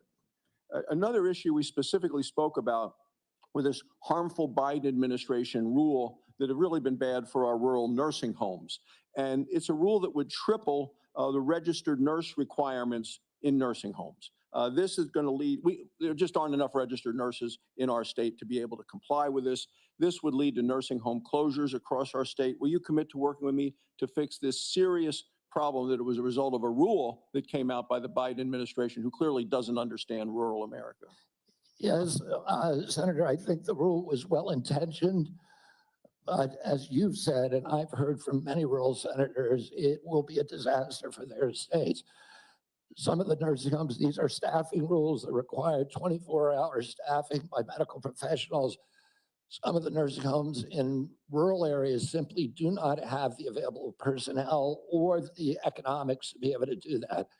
It will mean the closure of nursing homes in rural areas across our country, which means the parents, elderly parent, will be moved a great distance from the local community and their family. And we know that the single greatest driver of high quality nursing home care is the involvement, the proximity of family members. When you move that nursing facility away from the community where the kids live, you're going to get much worse care. So the intention, although it was noble, was in reality, for rural areas at least, it is going to be a disaster. Thank you. Thank you, Mr. Chairman. Thank you. Senator Johnson. Mr. Kennedy, welcome. Thank you for being here. Thank you for your decades-long advocacy for a clean environment, for children's health. I can't say as I'm surprised by the hostility on the other side. I'm highly disappointed in it. I don't know if you remember when you called me up and you were contemplating setting your political differences aside, joining forces with President Trump on an area of agreement, addressing chronic illness, trying to find the root cause of all these problems facing this nation. My first response was, Bobby, this is an answer to my prayers. We need to get to the answers of this, but even more, we need to heal and unify this divided nation. I'm not necessarily the most optimistic guy because we've got enormous challenges facing this nation, but I thought, wow, here's somebody from the left, somebody I don't agree with on many issues politically, coming together with President Trump and focusing on an area of agreement, something that the American people desperately want. Finding out the answers. What has caused autism? What is causing chronic illness? Ms. Kennedy, I think I've come to know what's in your heart. I think I know the personal and political price you've paid for this decision. I want to say publicly, I thank you for that. I truly appreciate what you're doing here. Can't we come together as a nation and do this? Can we do? Aren't you getting tired of this? I'm getting tired of this. So again, Mr. Kennedy, I need to enter in the record. These are just 11 letters of support signed by 63,000 people, thousands of doctors. From the American Association of American Physicians and Surgeons, Independent Medical Alliance, the North Carolina Physicians and Freedom Group, Governor Jeff Landry from Louisiana. These are Americans, nonpartisan. A lot of these people, I know because I've advocated with you. A lot of them are Democrats. They put their political differences aside. So, Mr. Chairman, I'd like to enter this in the record. Without objection. I also do want to, Mr. Kennedy, as long as I have you here, I've written over 70 oversight letters to the federal health agencies under the Biden administration. I've virtually gotten squat out of them, okay? What I get is we get, for example, 50 pages of Anthony Fauci's emails redacted. Oh, by the way, the latest one was 17 pages. Instead of issuing a health alert on the myocarditis they knew was impacting young men early in 2021, instead of issuing an alert on the Health Alert Network, they developed 17 pages of talking points. This was given to the public under a FOIA request. They had to go to court. They've got a new way of redacting. They don't black things out. They just give you white pages. So you don't even know what they have redacted.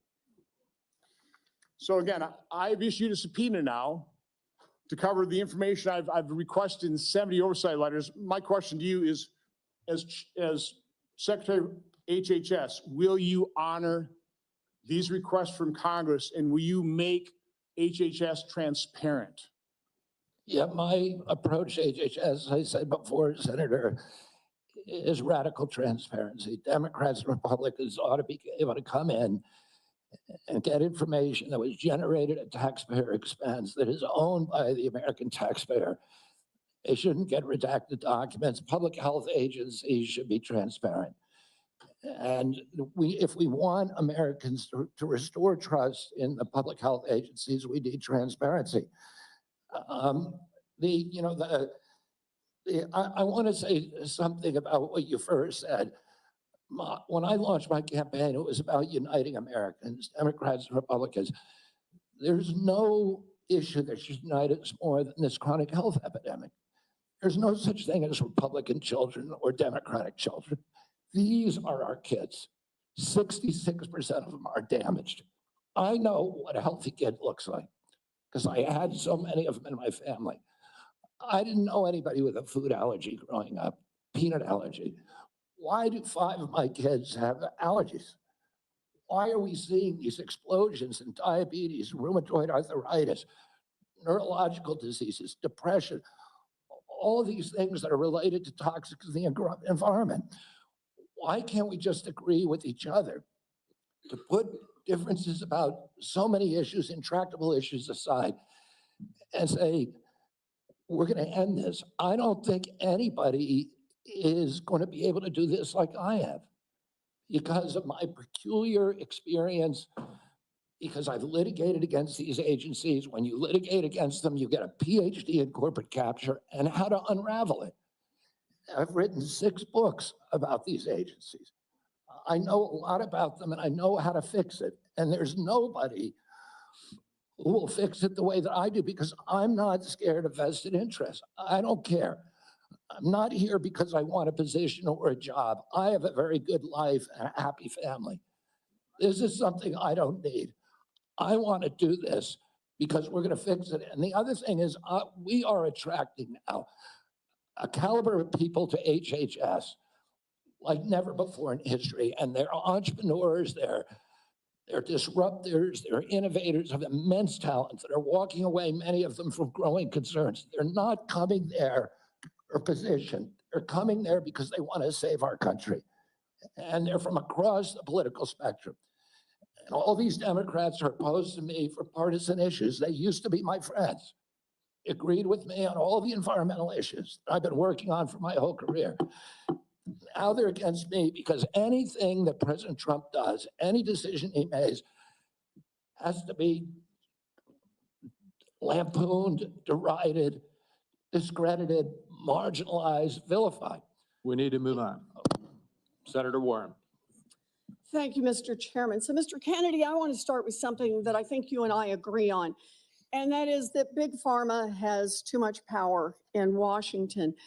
You've said that President Trump asked you to, quote, clean up corruption and conflicts. Sounds great. You've said that you will, quote, slam shut the revolving door between government agencies and the companies they regulate. That also sounds great. So here's an easy question. Will you commit that when you leave this job, you will not accept compensation from a drug company, a medical device company, a hospital system, or a health insurer for at least 4 years, including as a lobbyist or a board member? Can you just repeat the last part of the question? Can I commit You're to not going what? to take money from drug companies in any way, shape, or form. Who? Me? Yes, you. Oh. Yeah, I'm You're the happy one- to commit to that. Okay, good. That's what I figured. I said it's an easy question to start with. And I think you're right on this. I don't think any of them want to give me money, by the Right. way. Let's keep going. You're right, because to say yes, because every American has the right to know that every decision you make as our #1 health officer is to help them and not to make money for yourself in the future. So I want to talk more about money. I'm looking at your paperwork right now. In the past 2 years, you've raked in $2.5 million from a law firm called Wisner Baum. You go online, you do commercials to encourage people to sign up with Wisner Baum to join lawsuits against vaccine makers. And for everyone who signs up, you personally get paid. And if they win their case, you get 10% of what they win.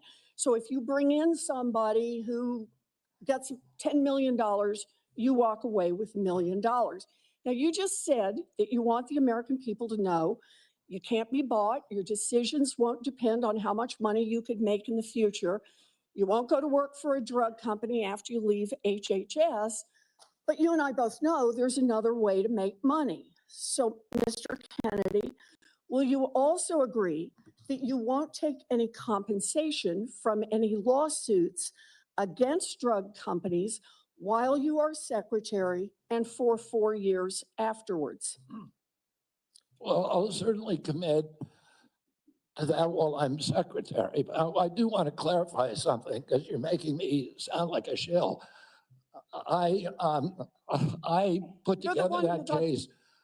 I did the Science Day presentation to the judge on that case to get it into court, the Mr. Daubert Kennedy, hearing. Mr. Kennedy, it's just a really simple question. Yeah, You've taken in $2.5 million. I want to know if you will commit right now that not only will you not go to work for drug companies, you won't go to work suing the drug companies and taking your rake out of that while you're a secretary and for 4 years after. It's just, I'll commit to not taking any fees from drug companies while I'm secretary.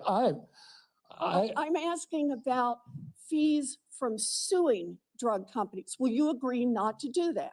You're asking me to not sue drug companies, No, and I'm you not can going to agree sue to that, drug Senator. companies as much as you want. I'm not going to agree to not sue drug companies or anybody. So let's do a quick count here of how, as Secretary of HHS, if you get confirmed, you could influence every one of those lawsuits. Well, let me start the list. You could publish your anti-vaccine conspiracies, but this time on U.S. government letterhead, something a jury might be impressed by. You could appoint I people don't to the understand that. CDC vaccine panel who share your anti-vax views and let them do your dirty work. You could tell the CDC vaccine panel to remove a particular vaccine from the vaccine schedule. You could remove vaccines from special compensation programs, which would open up manufacturers to mass torts. You could make more injuries eligible for compensation, even if there is no causal evidence. You could change vaccine court processes to make it easier to bring junk lawsuits. You could turn over FDA data to your friends at the law firm, and they could use it however it benefited them. You could change vaccine labeling. You could change vaccine information rules. You could change which claims are compensated in the vaccine injury compensation program. There's a lot of ways that you can influence those future lawsuits and pending lawsuits while you are Secretary of HHS. And I'm asking you to commit right now that you will not take a financial stake in every one of those lawsuits so that what you do as secretary will also benefit you financially down the line. I'll comply with all the ethical guidelines. That's not the question. You and I, you have said You're asking me, Senator, you're asking me not to sue vaccine pharmaceutical companies. Yeah, you are. That's exactly what you're doing. No, look, no one should be fooled here. As Secretary of HHS, Robert Kennedy will have the power to undercut vaccines and vaccine manufacturing across our country. And for all of his talk about follow the science and his promise that he won't interfere with those of us who want to vaccinate his kids, the bottom line is the same. Kennedy can kill off access to vaccines and make millions of dollars while he does it. Kids might die, but Robert Kennedy can keep cashing in. Senator, I support vaccines. I support the childhood schedule. I will do that. The only thing I want is good science, and that's it. How about then say you won't make money off what you do as Secretary of HHS? Before we go to Senator Tillis, I think would be important for me to make it very clear that Mr. Kennedy has gone through the same Office of Government Ethics process as every single other nominee in the Finance Committee this year and in previous administrations. In addition to listing his assets, including the items that you've identified, he has signed an ethics letter that has been reviewed by the Office of Government Ethics concerning any possible conflict in light of its functions and the nominee's proposed duties. And we have a letter from the Office of Government Ethics that he hasn't complied completely with all applicable laws and regulations governing conflicts of interest. Mr. Chairman, point of information here. Have we had a single nominee come through who's made $2.5 million off suing one of the entities that it would be regulating and plans to keep getting a take of every lawsuit in the future? Have we had that before? I haven't reviewed the past documentation of every other nominee's financial interests. And so no, but I know that every single time we get a nominee, their financial interests are attacked. That's why we have the Office of Government Ethics. That's why they've reviewed everything that's in his record. And that's why he has even, I think, and I don't know that I want to ask him to get into it, but he has listed his assets and has gone through a discussion of the responsibilities under our ethics laws and is complied with all of those requirements. Senator Tillis. Thank you, Mr. Chairman. Mr. Kennedy, how's your morning going? So far, so good. Good. You came prepared. I'm glad that you did. You, I believe, addressed to my satisfaction a question about Title X and the president's priority with respect to Planned Parenthood. Can you just affirm that you are 100% behind the president's policy on Title X and the implementation? I'm 100% behind it. Thank you. You know, it's amazing to me that people, well, first off, you need to understand I was in a judiciary hearing this morning. It's very clear to me that some of these nominations are going to be shirts and skins. So no matter what you answer in the affirmative, they're going to ask you one more question so that you won't be able to answer in the affirmative. That's just the way the game gets played when we have nominees like yourself. So I think you're handling yourself well. I got a real quick question for you. Are you a conspiracy theorist? That is a pejorative, Senator, that's applied to me, mainly to keep me from asking difficult questions of powerful interests. I was told that I was a conspiracy theorist. That label was applied to me because I said that the vaccines, the COVID vaccine, didn't prevent transmission and it wouldn't prevent infection, when the government was telling people, Americans, that it would. I was saying that because I was looking at the monkey studies in May of 2020. I was called a conspiracy. Now everybody admits it. I was called a conspiracy theorist because I said red dye caused cancer. And now FDA has acknowledged that and banned it. I was called a conspiracy theorist because I said fluoride lowered IQ. Last week, JAMA published a meta-review of 87 studies saying that there's a direct inverse correlation between IQ loss. All right, so I'm going to assume I could go on for about a week. Is there any one of them that you can say, you got me? That really was a conspiracy theory, or are you in a position to submit for the record? I think it'd just be helpful for every one of these narratives for you to submit that maybe for the record. You said something about SNAP lunch. I was in the State House in North Carolina before I came here, and anytime I'd go visit an elementary school, the first thing I would do is go to the trash cans in the cafeteria. And what we have now are kids that are not eating the food because the dictates of the federal government have made it something that they don't want. But they say, well, it's a healthy alternative. It has processed materials in it, and it's not particularly attractive to them. So they throw it away. Trash cans full of food that these kids didn't eat. So then what do? They go eat snacks, or they go eat or they drink a sugared drink. The SNAP program, everything you've said about the SNAP program, I agree with. I think that we should be very, very strict about that. And it's going to make some people uncomfortable in the food manufacturing segment, produce healthy foods that we can put in the SNAP program. That's the way to address it. But we also need to look at the school health program. I was PTA president 22 years ago at my daughter's high school. And I feel like we've got these kids that need help. We've got to guide them through a process. Many of them are probably on Medicaid, and Medicaid's failing them. Everybody here says Medicaid is sacrosanct.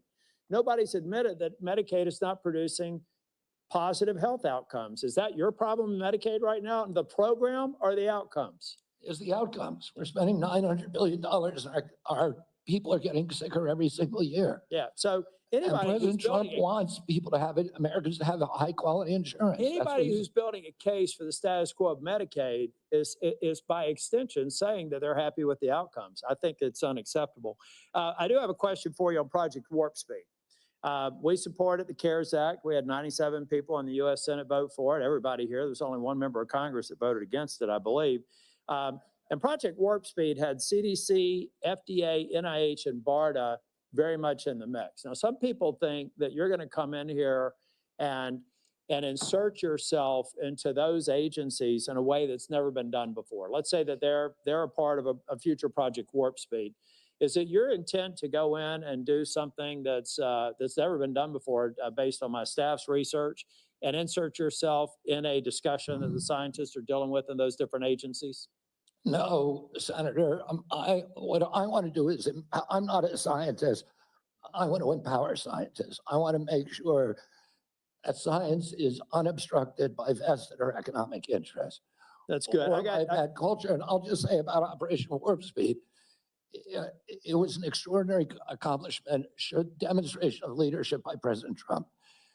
When he promoted Operation Warp Speed, he was looking at all of the different remedies, including vaccines, therapeutics, everything. therapeutic, ivermectin, hydroxychloroquine, famotidine, even chlorine dioxide, and he was not looking at shutting down our country for the year, forcing people to wear masks for a year, forcing all social distancing that did not have any scientific basis, which Dr. Fauci has now acknowledged. He said, we took it out of thin air. But all of those changed during the Biden administration. And it became very narrowly focused. We ended up with the worst, the highest death count of any country in the world. Mr. Chair, if I can just ask one final question, and I think it's a one-word answer. I've heard a lot of people complaining about healthcare delivery, Medicaid, on the other side of the dais here. Who's been responsible for healthcare policies over the last 4 years? The Biden administration. I mean, the president, the Biden, okay. Yeah. So that, I'd like to have heard more of those in oversight hearings over the last 4 years. I haven't, but I'm glad that there's an acknowledgement that you're inheriting a problem that needs to be fixed. Thank you. Thank you, Senator. Senator Sanders. Thank you, Mr. Chairman. Mr. Kennedy, thanks for being with us. I very much like the slogan that you coined, Make America Healthy Again. And I strongly agree with that effort. Despite spending, as you indicated, 2 or 3 times as much per capita on healthcare as other nations, we have 85 million people who are uninsured, underinsured. We have all kinds of chronic illnesses. Our life expectancy is lower than other countries. And for working class people in this country, they are living 6, 7 years shorter lives than the top 1%. We got a problem, okay? And I'm gonna suggest some ideas that I think can remedy that. Last year, the insurance industry in this country made over $70 billion, while at the same time, 85 million Americans are uninsured or underinsured. Do you agree with me that the United States should join every other major country on earth and guarantee health care to all people as a human right? Yes, no? Senator, I can't give you a yes or no answer to that question. Healthcare a human right? Is healthcare a human right? In the way that free speech is a human right, yeah. I would say it's different because with free speech doesn't cost anybody anything, but in healthcare, if you smoke cigarettes for 20 years and you get cancer, you are now taking from the pool. Well, and so are you guaranteed the same right, or is there also a duty? I'm sorry, I'd love to talk for an hour with you. We got a few minutes left here. All right.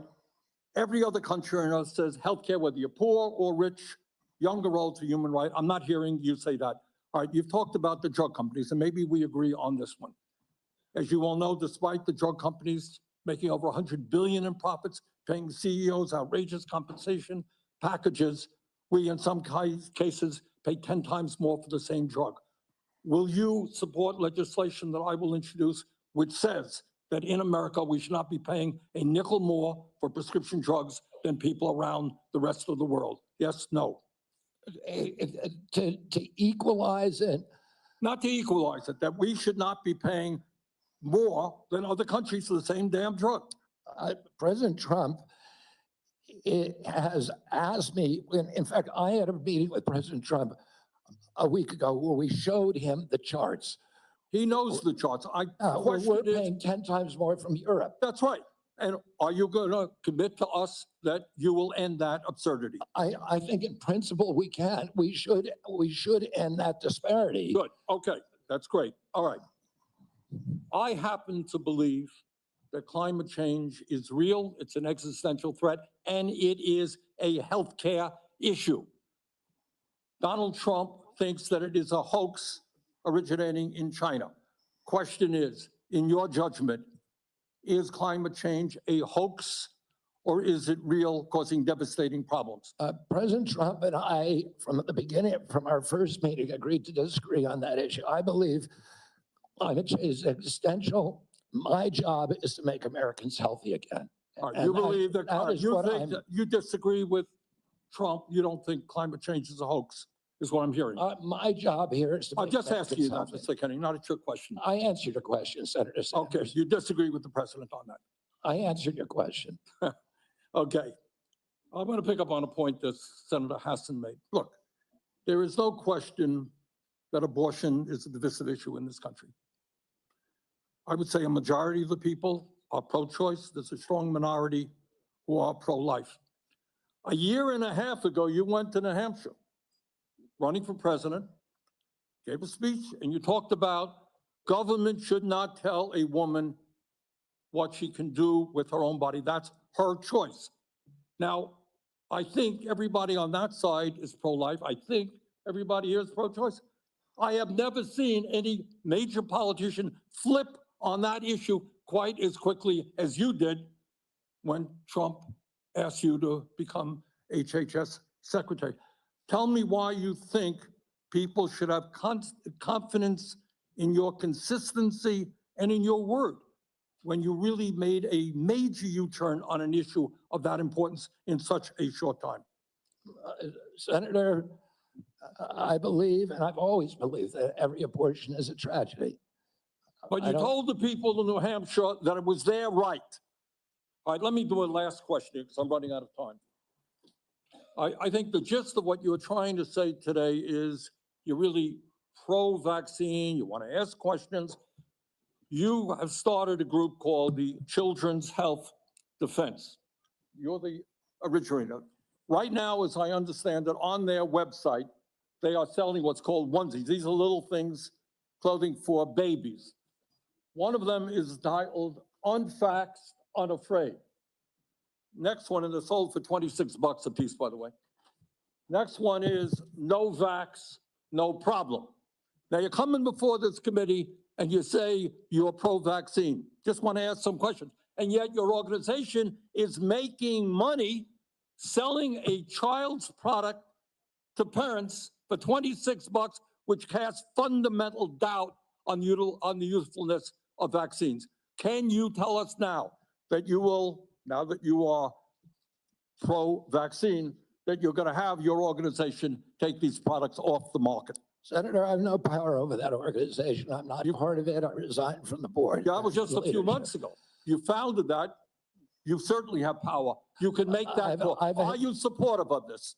I've had nothing to do with Are you leadership. supportive of these onesies? I'm supportive of vaccines. Are you supportive of this clothing, which is militantly anti-vaccine? I am supportive of vaccines. I will. I want good science and I want to protect. But you will not tell the organization you founded not to continue selling that product. Thank you, Mr. Chairman. Senator Blackburn. Thank you so much, Mr. Chairman, and thank you so much for being with us today. And I have no doubt that you will be confirmed and you are going to do such a solid job for the people of this country. And I do have several issues I wanted to talk with you about and didn't have time to cover them all when we met prior to the meeting, but rural health care is very important to me and the people of Tennessee. 78 of our 95 counties are rural counties.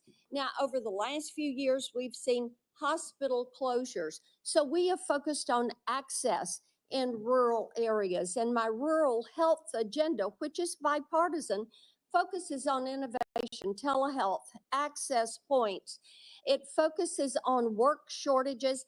And also, Senator Warner and I have together focused on making certain that we address the area wage index and do that fairly for our citizens that are in rural communities. So I would like a commitment from you that when confirmed, you and your CMS administrator will work with us to make certain that the area wage index is balanced and that it is fair to rural areas.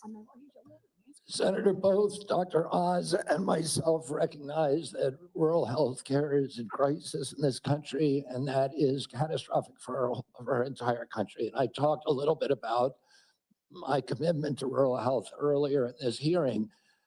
The regional price points, as you know, are set by Congress and not by HHS. I will certainly, and I know Dr. Oz will certainly work with you to make them sensible. We look forward to that. Also, you and I, before you came forward as the secretary, the nominee, we had talked in years past about over-medicating youth and concerns over that. And I was looking at a report from TennCare, which is our Medicaid program in Tennessee.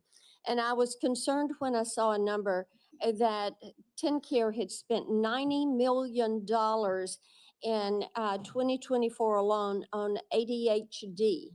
This was 417,000 of our children. And $90 million. To me, that is heartbreaking, what is happening there. So how will you prioritize oversight of prescribing practices while promoting alternative solutions such as counseling, behavioral therapies, community-based interventions for our youth? Exactly, and that's the solution. 15% of American youth are now on Adderall or some other ADHD medication. Even higher percentages are on SSRIs and benzos. We are not just over-medicating our children, we're over-medicating our entire population. Half the pharmaceutical drugs on earth are now sold here. 70% of the profits from pharmaceutical companies are from the United States, even though we only have 4.2% of the world's population. Not only that, but a recent study by Cochrane Collaboration founder Peter Ghosh found that pharmaceutical drugs are the third largest cause of death in our country after heart attacks and cancers. Oh, they're not making us healthier. We need community health initiatives. We need access to treatment. We need exercise. We need better food. Okay, let me talk to you about one of those access points in treatment. And this highlights a problem we have in the federal Medicaid law.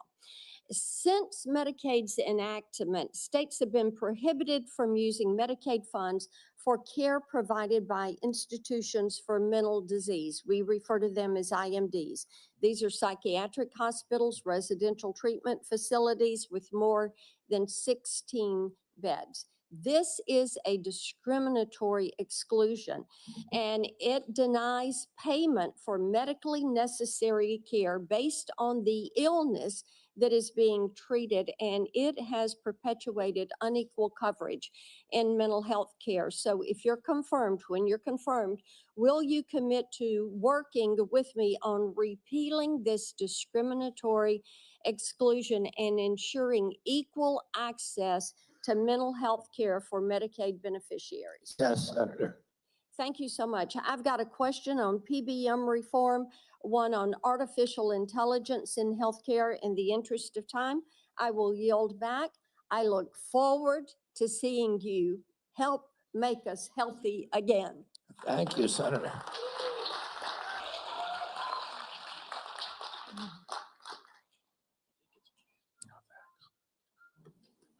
Senator Lujan. What? No. You're next. I'm next. Excuse me, just, I made a mistake. It's Senator Cantwell. Thank you so much. Thank you, Mr. Chairman, and just congratulations on your nomination, Mr. Kennedy. And I've been absent only because I've been in another hearing with the nominee to be the Commerce Secretary. So I will review everything that you've said today and look at that diligently. But one of the things that I wanted to discuss with you is I represent a very big innovation state, and innovation in healthcare specifically. Innovation like NIH funding to the Fred Hutch Cancer Center, that helped develop the HPV vaccine, which has the potential to eliminate over 95% of cervical cancer. NIH also funds a lot of jobs and grants, nearly 11,000 people in the state of Washington and over $1.2 billion worth of grants. So while I agree with you on healthy foods, I definitely am troubled by the medical research side of innovation and some of the things that you have said. In fact, this issue about laying off 600 employees at NIH, or giving the fact that, to quote, give infectious disease a break for 8 years. So we've had a chance to talk about this a little bit, but the most striking example of this is when COVID hit. And we were the first in the nation. We had the first case, and it really was the fast response by the University of Washington that really helped save lives. So I just want to know that, are you aware of how harmful these issues could be for public health? That public health in and of itself could be affected by these kind of anti-science views? Senator, I have always been a science person, a pro-science person. I believe in evidence-based medicine, in gold standard science. When I said, and I've explained this before you came in, that 600 people out of a workforce of 91,000 is pretty typical. Last year alone, President Biden replaced 3,000 people at HHS and 700 at NIH. I want to say this. I said give infectious disease a break because that's been the principal preoccupation. Infectious disease, chronic disease is 92%, accounts for 92% of deaths in this country, and almost nothing is studied at NIH about the etiology of our chronic disease epidemic. But right now, money is going to infectious disease. But I get your point. It's an interesting point. The problem is we had to respond, and it's actually the Gates Foundation and a flu cohort that figured out what was wrong, and that we had an outbreak of COVID that was going beyond the very first case. And so we had to build a very fast response. So I take this too. The University of Washington has conducted groundbreaking stem cell research on fetal tissue. To me, I know there's probably a lot of people that may not agree with this, but we're making regenerative heart tissue now at the University of Washington. So yes or no, do you commit to protecting stem cell research for scientific agencies if confirmed? I will protect stem cell research.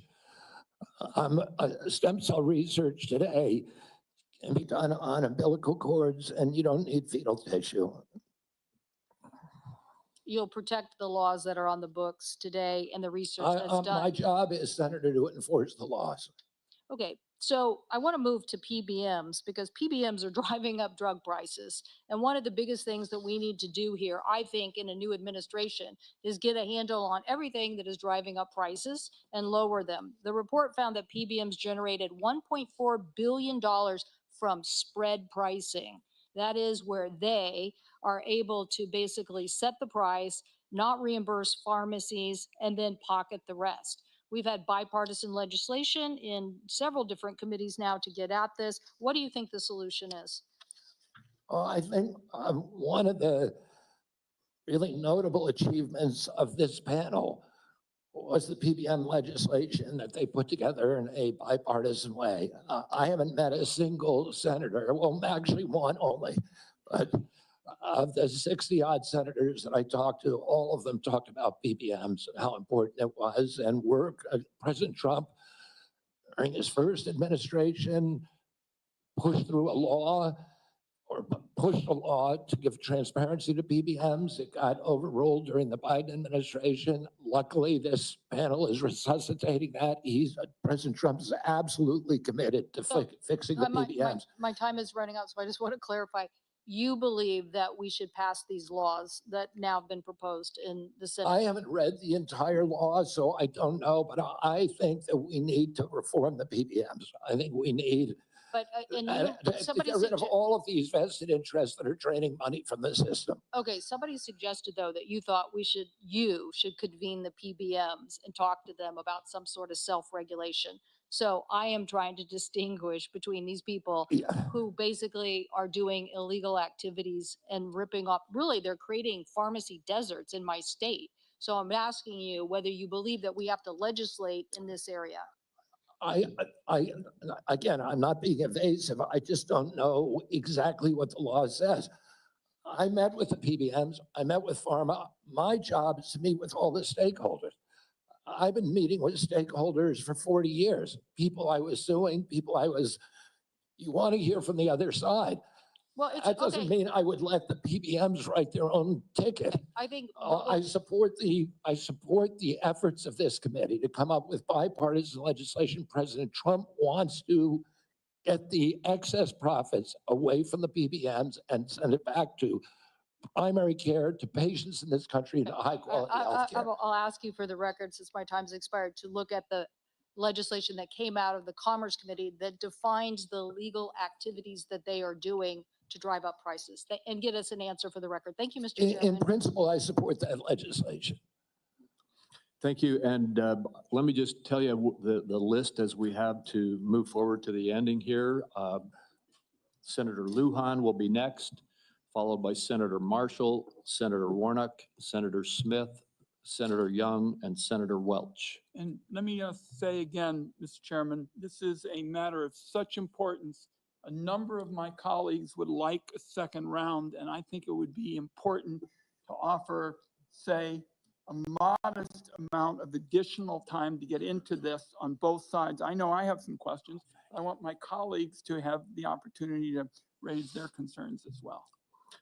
Well, I've said, as I have indicated to you, Senator Wyden, I'm not going to do a second round.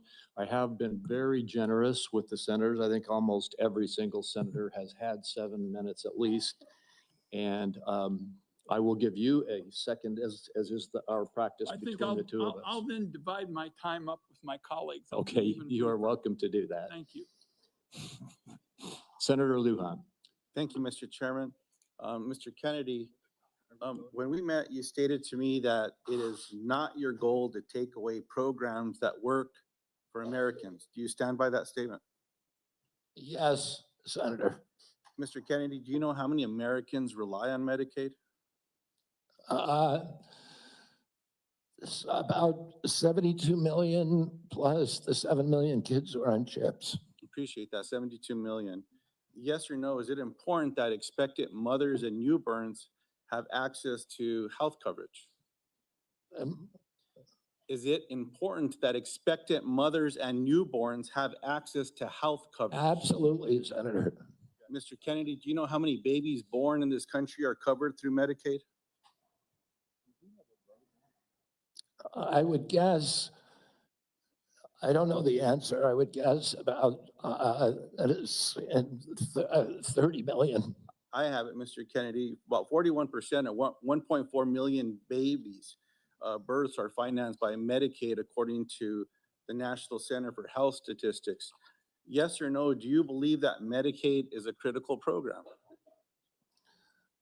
I believe that Medicaid is a critical program, but that it's not working as well as it ought to be. And President Trump has asked me to make it work better, that most Americans are not happy with it. The premiums are too high, the deductibles are too high, and everybody's getting sicker. Too much money is going to the insurance industry.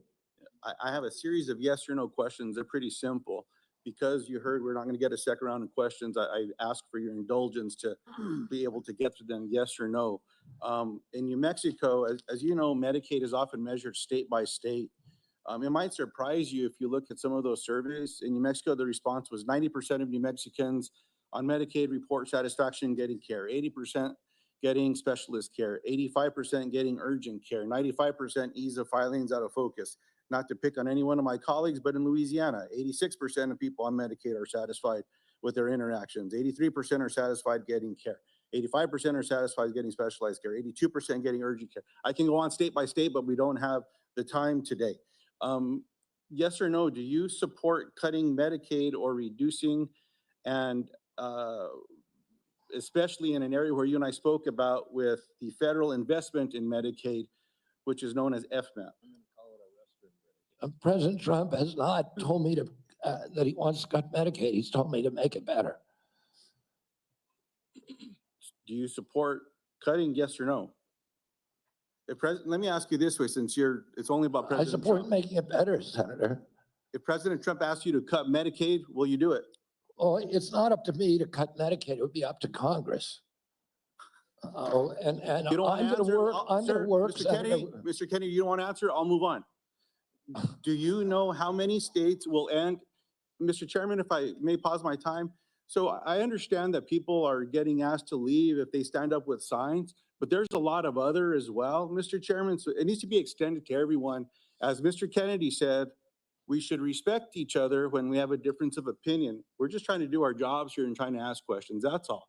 And that's all I'm doing with Mr. Kennedy, folks. So I just Senator hope that we can do Senator that. Lujan, you are right, and I ask the audience to please be respectful. Thank you, Mr. Chairman. I appreciate that very much. Mr. Kennedy, do you know how many states will end their Medicaid expansion if the federal share of Medicaid drops? Well, there's 40 states that have signed on to the expansion. So, It's a smaller number. So it's 9 states would quickly have to end their expansion because of the laws that they have. That's about 4 million folks across the country. And in New Mexico, Iowa, and Idaho, they have triggers that it would immediately have to go into effect if in fact that gets cut. The reason I'm asking those questions is there's been a lot of chatter and conversations around Medicaid. Now, I agree we can always do better, and we must be doing better in America. But Medicaid has been shown to improve health outcomes, including mortality, quality of life, and access to preventative care as well. And there's some areas, Mr. Kennedy, that you and I touched on specific to Native American communities. One of the concerns that I have are these programs matter to folks. You shared your passion about caring for folks. I believed that passion. My question in this area is, as you know, when folks are doing research and they're going to check to see if medicine works on someone, if they're not included in that trial, it often doesn't help them. That's what all the evidence shows.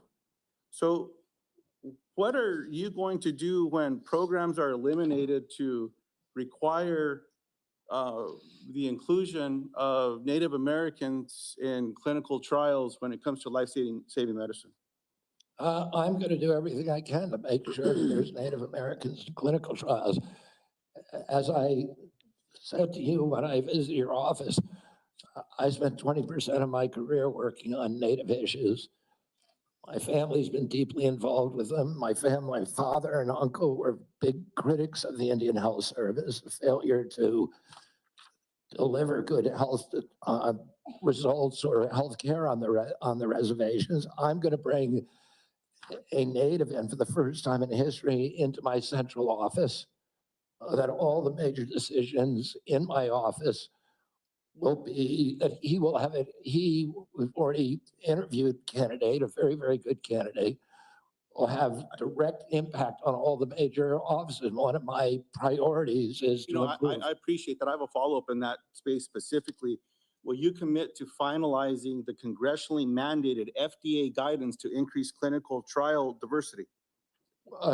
Just repeat that again. I'm sorry. Will you commit to finalizing the congressionally mandated FDA guidance to increasing clinical trial diversity? Yes.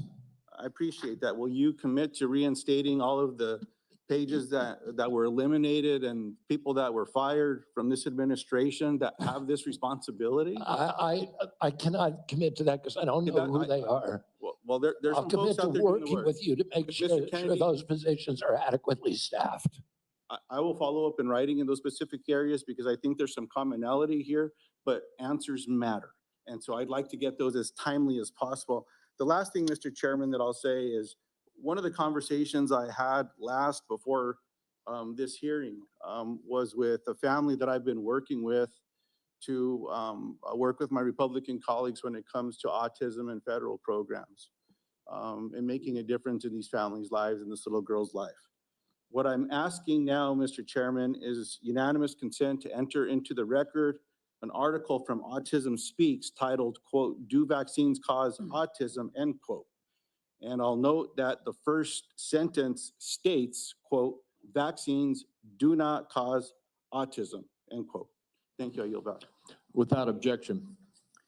And before we move on, we've had a request from several quarters for a quick restroom break. We will take a 5-minute recess. I'm sorry to those remaining 5 or 6 senators who must wait a few minutes, but we will have a quick break. We will be back as soon as we can.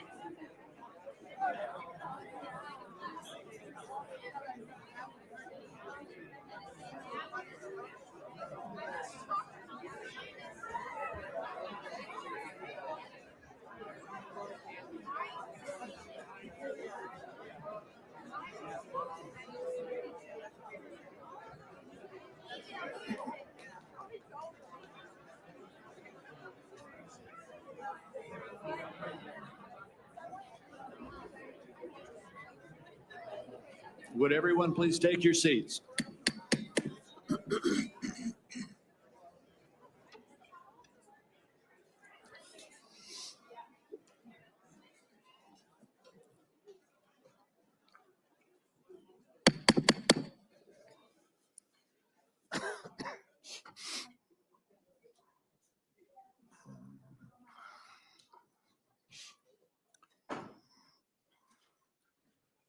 This committee will continue and come out of recess and go back into session. Before we go to you, Senator Marshall, I'd like to just tell everybody the remaining list: Senator Marshall, Senator Warnock, Senator Smith, Senator Young, and Senator Welch.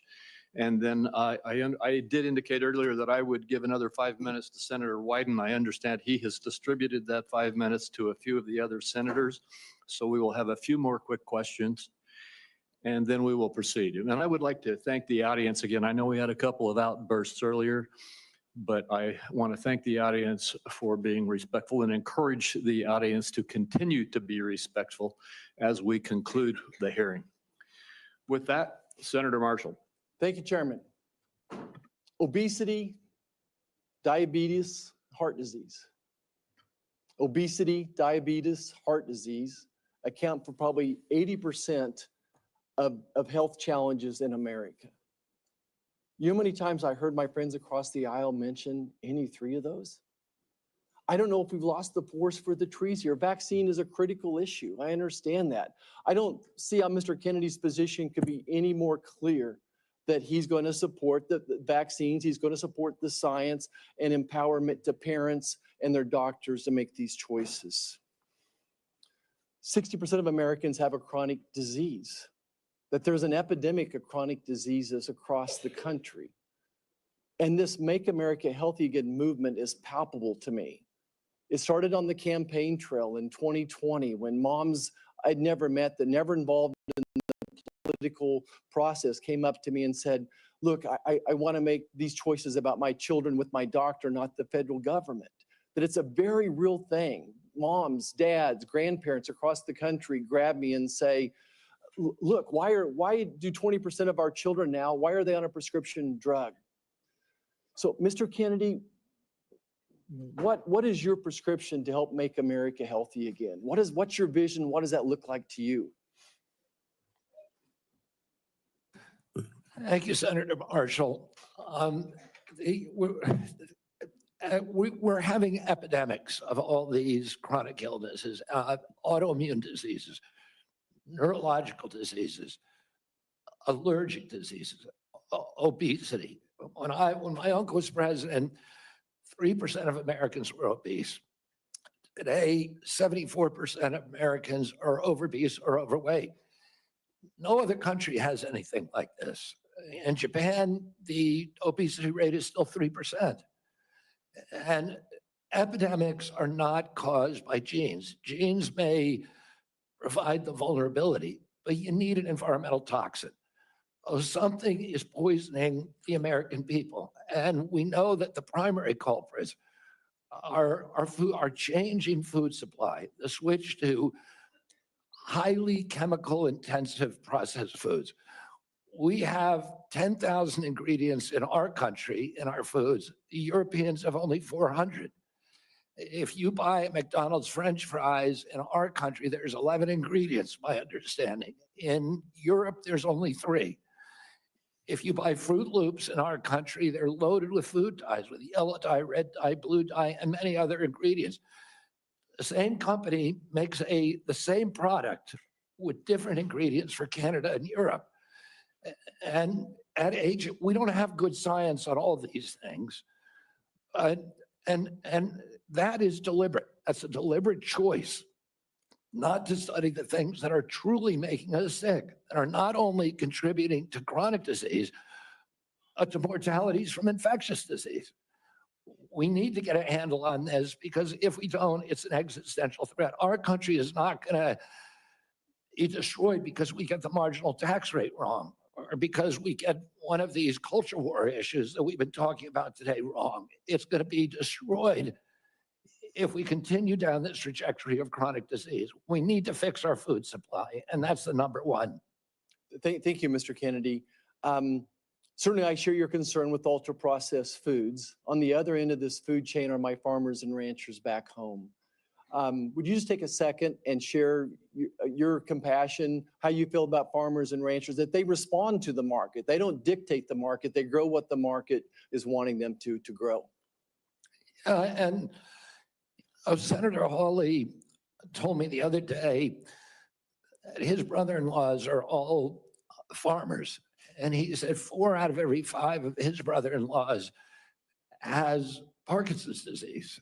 And that kind of cluster we're seeing across farm country of cancers, autoimmune diseases, obesity, et cetera. Oh, and we can now not export American food to Europe because the Europeans won't take our food. That's not good for farmers. We're also destroying our soil because some of the chemicals that farmers use destroy the microbiome. And that causes the erosion of the soil. You can't get water infiltration. Water pools up and it washes the soil off. Agronomists now estimate that we only have, if we continue doing these processes, only 60 harvests left before our soil is gone.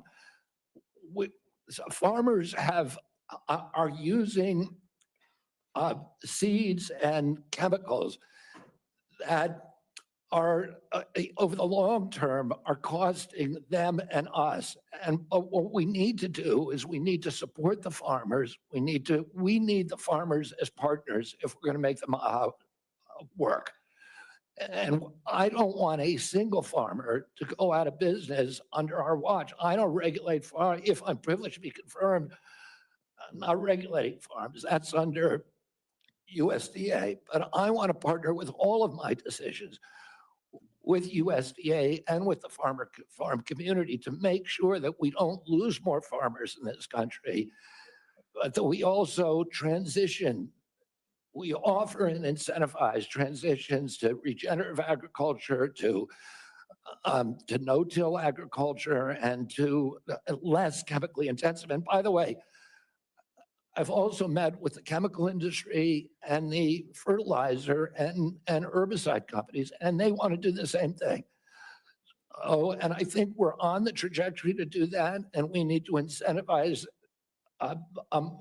initiatives to accelerate that trajectory. Mr. Chairman, if I could, the great news is that my farmers in Kansas are selling products to Europe, that today's regenerative practices, soil health, all those things are priorities for Kansas farmers. Many of us are doing many of those things already. We just need it to be more widespread. If I could just wrap up my remarks, though, is that, again, going back to the big picture here, 60% of Americans have a chronic disease. Mr. Kennedy, I believe for such a time as this, that you're not just one of 300 million people. I think that you are the person to lead HHS to make America healthy again, that God has a divine purpose for you, and I look forward to your confirmation and working with you to make America healthy again. Thank you, Senator. Thank you. Senator Warnock. Thank you so much, Chairman Crapo and Ranking Member Wyden. It's great to be here. Mr. Kennedy, welcome. Welcome to you and to your family. Thank you for meeting with me a few days ago.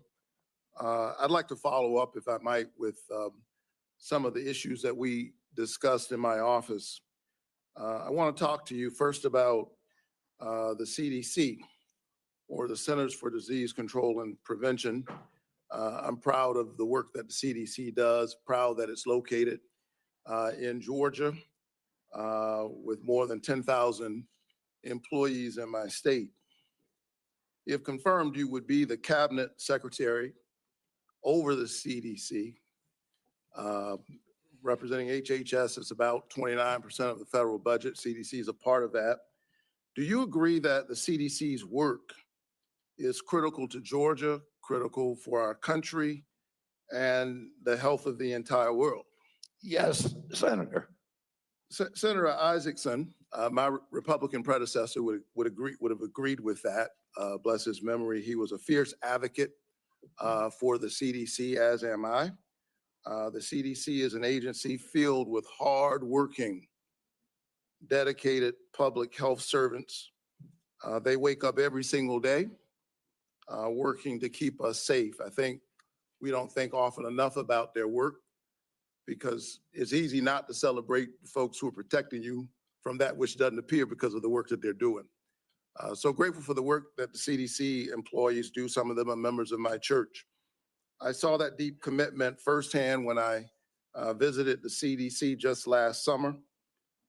Mr. Kennedy, you have compared the CDC's work to Nazi death camps. You've compared it to sexual abusers in the Catholic Church.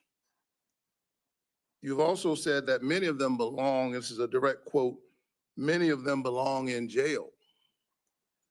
For me, those are disturbing characterizations of the CDC workers that I know who are trying to keep the American public safe every single day. And as you are presented as the nominee for this position, I need to know, do you stand by those statements that you made in the past, or do you retract those previous statements?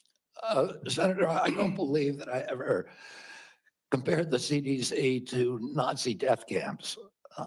I support the CDC. My job is not to dismantle or harm the CDC. My job is to empower the scientists if I'm privileged to be confirmed. So you retract those statements? I'm not retracting it. I never said it. Well, actually, I have a transcript of me saying that it's a Nazi death camp. Yeah, let me read your words. It says that the institution CDC and the vaccine program, is your description of their work, is more important than the children that it's supposed to protect. And you know, it's the same reason we had a pedophile scandal in the Catholic Church. It's because people were able to convince themselves that the institution of the church was more important than these little boys and girls who were being raped. That's pretty provocative language. You said in another statement to me, this is like Nazi death camp. I mean, let me finish. I'm just reading your words. I mean, what happened to these kids? 1 in 31 boys in this country, their minds are being robbed from them. Yeah, I was not comparing the CDC to Nazi death camps. I was comparing the injury rate to our children to other atrocities. And I wouldn't compare of course, the CDC to Nazi death camps to the extent that any statement that I made has been interpreted that way. Yeah, I don't agree with that. In 2003, the United States Congress Government Oversight Committee and did over a year investigation of the CDC and used almost that same language. They said that the CDC, that just one division, one branch, the Immunization Safety Office, had put institutional self-interest and pharmaceutical profits ahead of the welfare and health of American children. So that was a conclusion by Congress. And I repeated that. I'm asking you because you're the nominee for HHS. It sounds like you stand by those statements. Senator, my objective is to support the CDC. There's nothing I'm going to do that is going to harm CDC. I want to make sure that our science is gold standard science, so that it's free from that same government oversight investigation committee. That the panels, the ACIP panel, and within the CDC, I think 97% of the people on it had conflicts. I don't believe that that's right. I think we need to end those conflicts and make sure that scientists are doing unobstructed science. So I want to enter this statement, by the way, into the record without objection. Without objection. Last week, the White House gagged HHS and the CDC, preventing them from communicating all important public health information to anyone, including all of our allies, including our allies in the United States and global disease prevention. Can you just answer yes or no, because I'm running out of time? Do you agree with that action? I was not consulted on it, but that's pretty much standard operating procedure for incoming administration. So you agree with the action that gagged HHS and CDC from communicating important public health information? That directive made sure that no public health, that only non-essential travel and mass communications were temporarily suspended pending the confirmation of a new HHS secretary. This is standard operating procedure for I every get it. administration. I get it.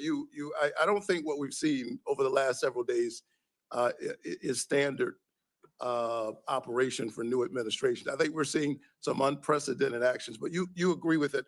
Last night, members of the CDC, along with other federal employees, were actually invited to resign, these buyouts. And I got text messages and folks I know work from the CDC, for the CDC, that do this important work, who got that note. And it's really important because my experience is that when you send out that kind of note, the folks who resign are the folks who you least likely want to see resign. They got other options. They're gifted folks. They got a lot of expertise. They have options. A lot of them are doing this work because of their patriotism, because of their commitment. Do you agree with the buyouts that were presented to CDC employees just last night? I agree. At the vast majority of the scientists and experts at CDC are patriots of good government service. I keep anybody's going to resign who's going to answer yes. Okay, you agree with the buyouts. I asked you to confirm your support for the Affordable Care Act. You also mentioned that you and President Trump want to fix the ACA by making premiums more affordable. Can you answer me yes or no? As I don't have a lot of time. Did you know that tax credits that help families afford health insurance and save Georgia's an average of $531 per month per person are set to expire at the end of the year? Did you know that? I do. Do you support Congress extending these tax credits to America? Continue to afford healthcare. Congress has to make its own decisions about that. My instructions from those I'm having a lot of trouble getting the witness to answer yes or no to a yes or no question. I only got one more question. I'm almost at 9 minutes. So I need to answer yes or no. Yes or no. Do you answer yes or no? Question that's not susceptible to answer yes or no. I think that the fact that you find it difficult to answer basic questions is deeply troubling for me as you present yourself as a nominee to run HHS. Thank you so very much. Senator Smith. I've been in courts all over the country and prosecutors. Mr. Chairman, you told me I'm out of time and the witness continues to filibuster even after I said I'm done. Senator Smith. Mr. Chair, thank you. Thank you, Mr. Chair and Ranking Member, and welcome, Mr. Kennedy. So, Mr. Kennedy, I don't have a question for you on abortion. I think that my colleagues on both sides of the aisle have covered this, but I want to say I can respect people who have different views than mine on this issue, but it's hard for me to respect people who won't give a straight answer to what they think on this issue in particular. Mr. Chair, I just want to note that I understand that anti-choice advocates have said that in these hearings, they were looking to hear Mr. Kennedy provide some reassurance that he is on their side, and I'm not hearing that. And I think most Americans are looking for some hint that the decisions that people make about abortion should be personal and private, and they should be free to make those decisions without government interference, and I'm not hearing that either. To make it worse, the answers that you have given tell me that the Trump administration is more than willing to restrict or even ban medication abortion without a single act of Congress, and even in states where abortion is legal. And what is clear to me is that you and President Trump are dangerous to women's access to mifepristone. So having said that, I want to move to a different topic. Mr. Kennedy, I appreciate Senator Cornyn's questions about mental and behavioral health, something that I care a lot about. I know that you and your family have had personal experience with mental health challenges, as have I. And I agree that the mental health crisis in this country is a crisis. So let me ask you, in an interview in 2023 and again in 2024, you blamed school shootings on antidepressants. You said, and this is a quote, "There is no time in American history or human history that kids were going to shoot schools and shooting their classmates. It really started happening coterminous with the introduction of these drugs, with Prozac and with other drugs. So do you believe, as you've said, that antidepressants cause school shootings? This should be a simple question. I don't think anybody can answer that question, and I didn't answer that question. I said it So should your be answer studied. is, I said it should be studied along with other potential culprits so like they may cause. social media. But I don't know. I would never make, because there's no science on that, Well, Senator. there is, Senator, excuse me, there is, Mr. Kennedy. Thank you for the promotion. The science shows that there is no link between school shootings and antidepressants. And in fact, most school shooters were not even treated with antidepressants. And of those that were, there was no evidence of association. You know, I don't think you my can say question that, is, Senator, because of HIPAA rules, nobody knows. well, that is, Mr. Kennedy, do you think that people who take antidepressants are dangerous? I think, listen, I'm not going into HHS if I'm privileged to be confirmed with any. So you can't say that people to who. impose any preconceived ideas that I may have. I just want to have Okay, good science. So you're not saying that they aren't dangerous, which means that they could be dangerous. Let me ask you this. That's not true. You've described Americans who take mental health medications as addicts who need to be sent to wellness farms to recover. Is that what you believe? No, of course, I didn't say that Yes, you anybody should be compelled to do anything. No, but you said they should be sent. I said they should be available to them. I didn't say they should be sent. You said that folks Kicking and that take screaming. antidepressants are like addicts. That I can provide that, Oh, I Mr. think they Chair. should have the availability. Listen, I know people, So- including members of my family, who've had a much worse time getting off of SSRIs than they did, than people have getting off of heroin. It's the withdrawal period is, I mean, and it's written actually have on the label. I have some This is very experience well with this documented. myself, Mr. Kennedy.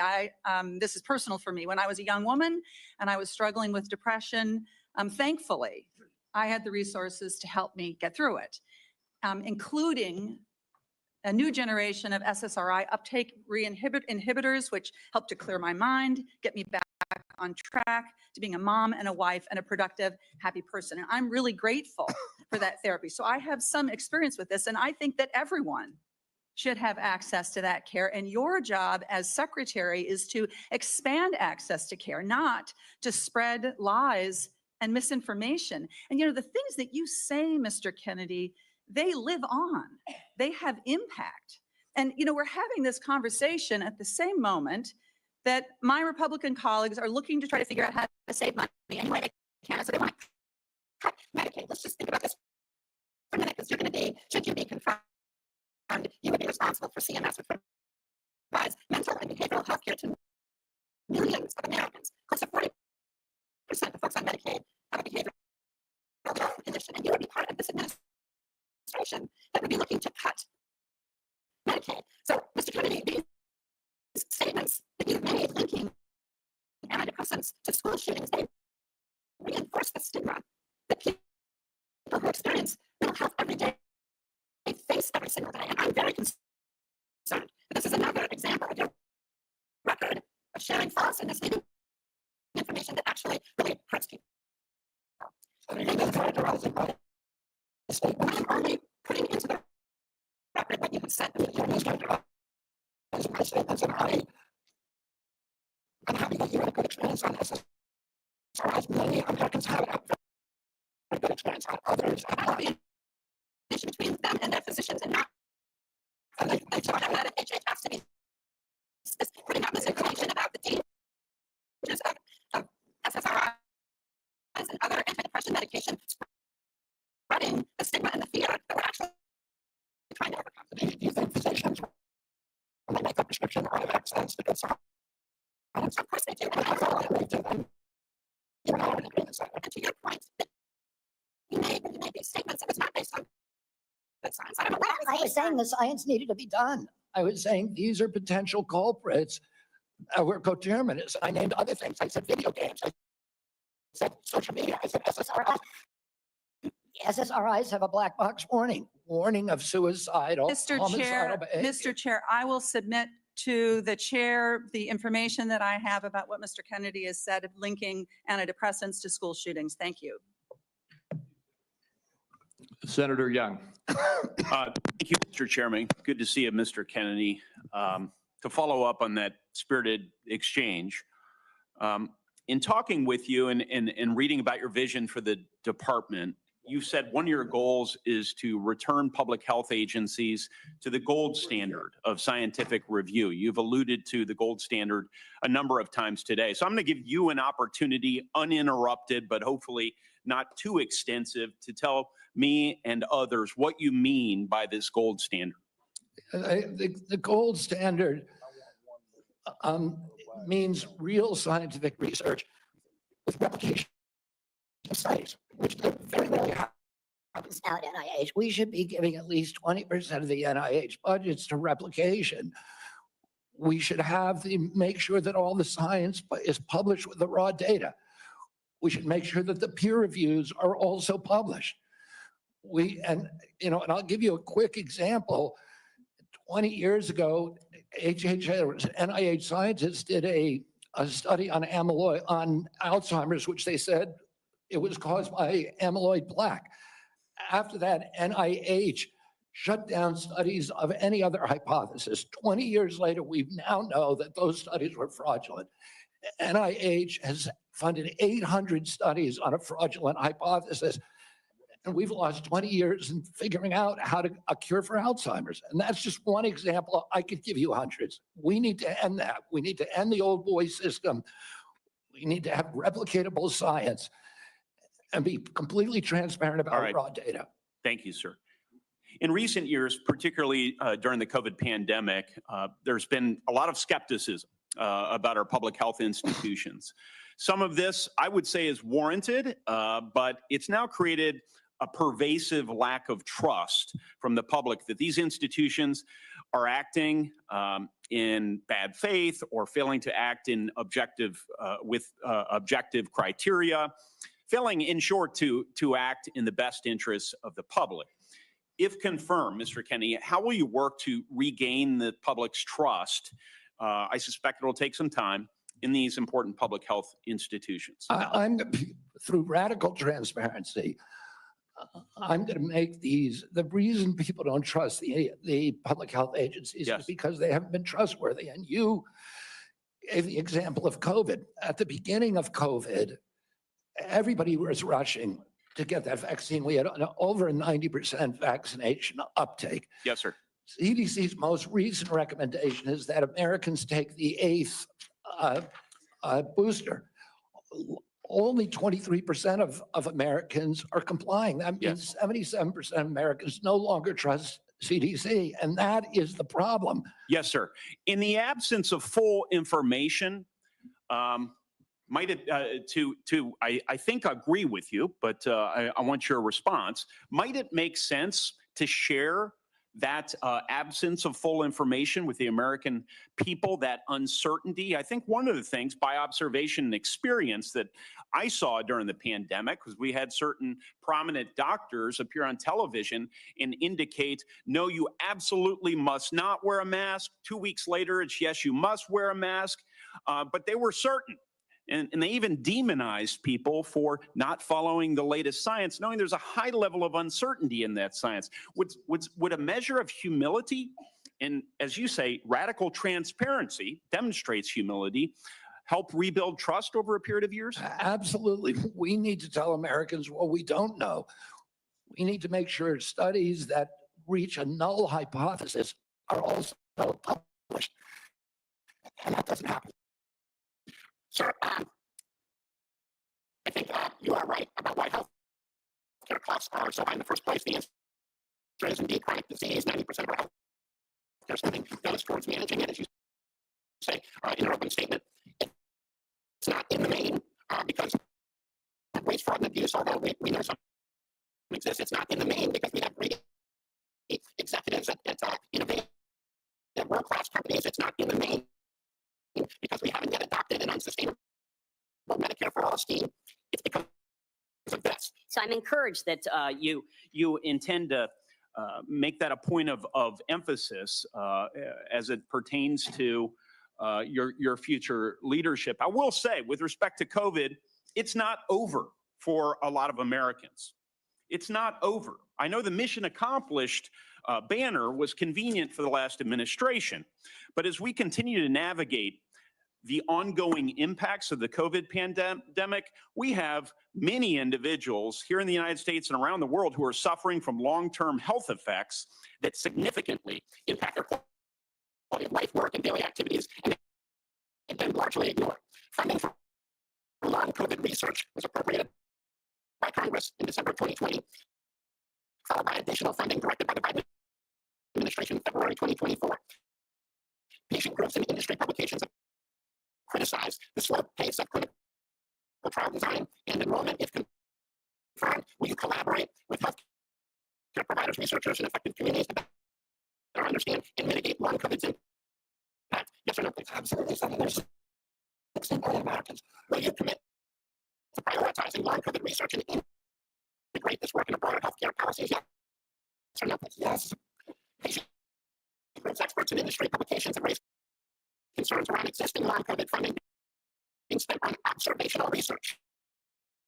In particular, criticism was directed towards recover funding being used to duplicate existing findings instead of funding trials for potential treatments or diagnostics. If confirmed, Mr. Kennedy, will you work with Congress so that going forward, long COVID funding will be directed primarily towards trial or novel research directions and not replicating existing observational research? Yes or no? Absolutely, Senator. With enthusiasm. Thank you so much. If confirmed, how will you create a balance between your personal priorities of chronic disease and healthy lifestyle and the ongoing critical work of the department in areas that are focused on incentivizing and advancing innovation in modern medicine and pharmaceutical discovery? I think innovation is going to be the key to public health. And we have a unique opportunity now in history because of AI, because of telemedicine, and because of the quality of people that are now coming to HHS to actually save public health. But it's all going to rely on innovation. And I don't want to do anything that inhibits or impairs the pace of innovation. That's encouraging. From approving AI algorithms to determining Medicare coverage, we certainly need more innovation, and we need good people in the department to assist with that effort. So I'll follow up with a question about how you're going to attract and retain good people. Thank you, Chairman. Sorry to shut you down a little faster than I did the others, Senator. And we are up against a vote deadline here, and we have one more senator who gets his full time. I hope you'll keep it as close to 5 minutes as you can, Senator Welch. Well, And then I've promised Senator Wyden, 5 more minutes? To be divided 1 minute with my colleagues getting 1 minute. And then if we can do that, we can get over to vote before they call the vote on the floor. Thank you very much. Thank you, Mr. Kennedy. And as you know, I'm have great reverence for your family from Massachusetts. When I got out of college, I was in the first class of Robert Kennedy Fellows, the memorial created by your family to honor the service of your father. I did community organizing in the west side of Chicago. And I certainly admire your energy in your effort here and desire to serve. You know, there's a couple of things that are really important here. This is not just about the debate on vaccines, it's a debate about qualifications, experience, and priorities as to the person that will head Health and Human Services. And it's not just about what your answers are today or what the questions are. It obviously has a lot to do with your whole record and your whole history. You know, your sister in her letter, pardon me, your cousin in her letter said, you've always been charismatic, able to attract others from the strength of your personality, willingness to take risks and break rules. That's, I guess, an attribute that can be the danger. The question I fundamentally have is whether your willingness to disrupt and maybe break rules is going to be dangerous and destructive. The character questions we didn't go into here, but there's some sketchy things you've acknowledged. Your history with heroin, you've gotten over that. But there's incidents that do, I think, concern the question of whether the stability is there to be in charge of this major organization. And that's compounded by my concern that you don't have any experience managing a large organization, that you don't have any experience in government. So those are things that have to be taken into account. But the issue for me is also priorities. A lot of your engagement in health has been on vaccines, big important issue. You actually disagreed, as I understand it, with President Trump about Operation Warp Speed. I think President Trump deserves a lot of credit for Operation Warp Speed. He knew we had to get a vaccine. And these other issues about a mask and whether you should wear it, whether when you got your groceries, the bag had to be left outside. Remember that in the very beginning? Those are incidental to the core question that the president believed we had to have a vaccine. And you contested that. That worries me. That really deeply worries me.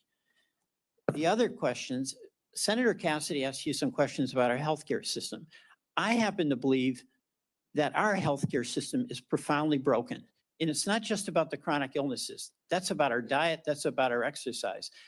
But we are getting premium increases in Vermont of 20% a year, 25% a year. And it's busting the bank for taxpayers. It's busting the bank for our wonderful Vermont employers who care about having health insurance that they can provide to their employees. Senator Cassidy asked you a couple of questions about how you would reform Medicaid, and I didn't hear an answer. You mentioned that you thought Medicare Advantage was good. You have a good plan. No focus on what an incredible ripoff was reported in the Wall Street Journal by United Healthcare, which was marketing Medicare Advantage and then paying doctors and nurses where they had assignments essentially to diagnose illnesses that didn't exist. So they made billions and billions of dollars. And I've seen nothing coming out of the Trump administration, and I've seen nothing coming out of your advocacy that is going after what is a rampant abuse by the insurance companies and overcharging people and not doing the job. And by the way, the United Healthcare people, when they did that, they overdiagnosed. When the person really got sick, they dumped them. They dumped them. Go to the nursing home on your own. That's a broken healthcare system. We spend the most and get the least. And I think there should be collective anger about this on both sides, because all of our people are dependent on that healthcare system. And you're going to be working for a president who's on a lawless rampage right now, okay? He has done something reckless with the pardons to these cop beaters. I'm appalled by that. But that's just reckless. That's not illegal. He's impounded money. So right now, the Medicaid website went down. He's impounded money. So the community health centers that Senator Warner was talking about are up in the air as to what they can do. Do you believe that a president can impound money that has been appropriated by Congress? Senator, let me answer the question about Medicare first. I have never defended that program or the rapacious behavior by insurance companies or the PBMs. I understand that's a huge problem. And all right, I don't have time. We've got to get over to vote. So we can do this. But you've asked me 5 questions. You got to give me a chance to answer one of them. Please be brief. Yeah, I brought in, if I get confirmed, I've already appointed a general counsel. The first time in history, he's a former prosecutor who prosecuted the biggest Medicare fraud in the case in the state of West Virginia.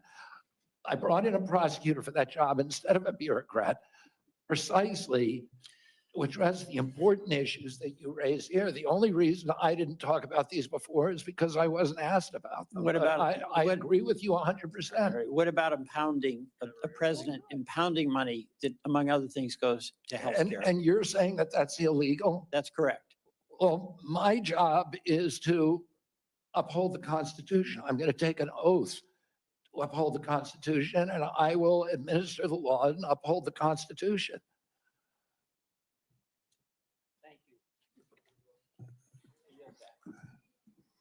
Mr. Chairman, I believe under what we've discussed, I control 5 minutes.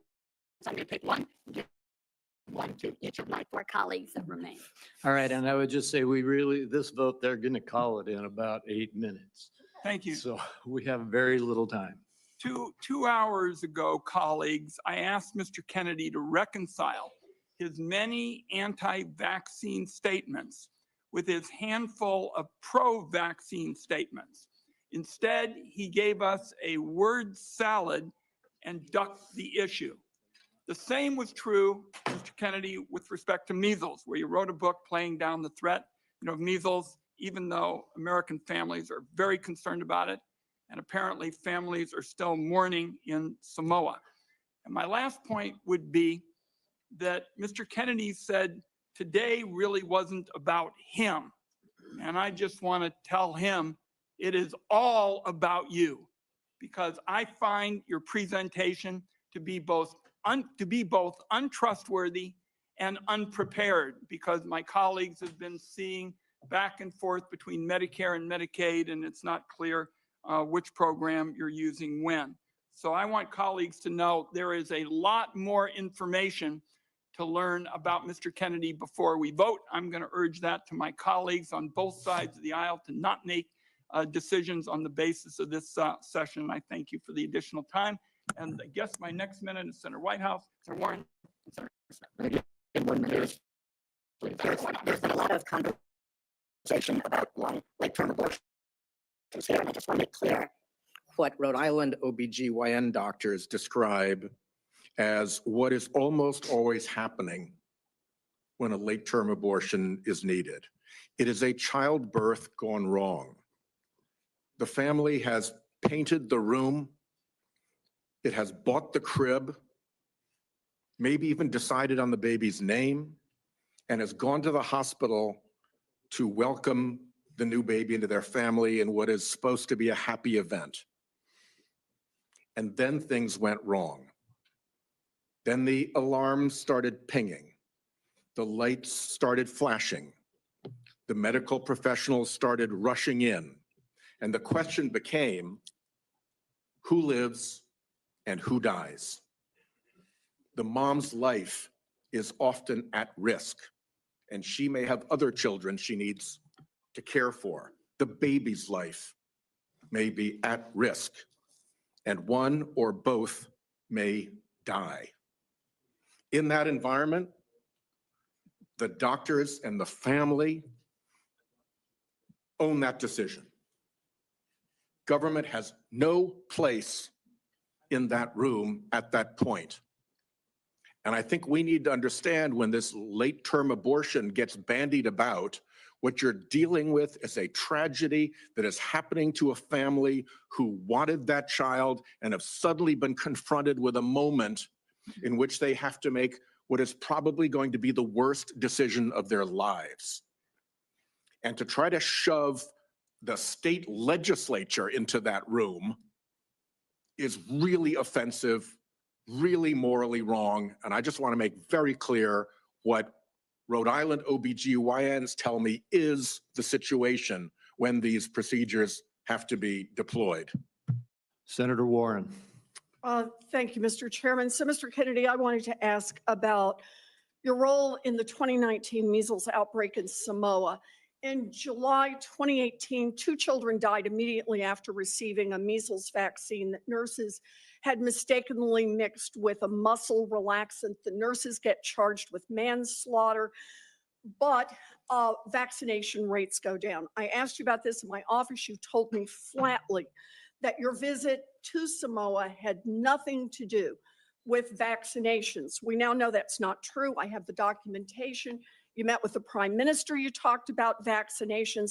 You met with an anti-vaccine influencer who described the meeting as, quote, profoundly monumental for this movement. So what happens? Vaccinations go down, there's a measles outbreak, and children start dying. But you double down. You didn't give up. Just 4 days after the Prime Minister declared a state of emergency, 16 people already dead, you sent a letter to him promoting the idea that the children had died not from measles, but from, quote, defective vaccine. You launched the idea that a measles vaccine caused these deaths. You are a very influential man. In fact, you are called the leader of the disinformation dozen. UNICEF and WHO, the World Health Organization, investigated this. They say the claims are false. It is not biologically possible what you claimed. And yet, ultimately, more than 70 people died because they didn't get vaccines. So my question is, do you accept even a scintilla, just even a sliver of responsibility for the drop in vaccinations and the subsequent deaths of more than 70 people? Anything you do differently? No, absolutely not. There were two incidents in which children died. In 2015 and again in 2015, it was from the measles vaccine. That's what the New Zealand General Hospital found. The government of Samoa banned the measles vaccine after the 2018. I arrived in July of the next year after the ban had been in place for a year.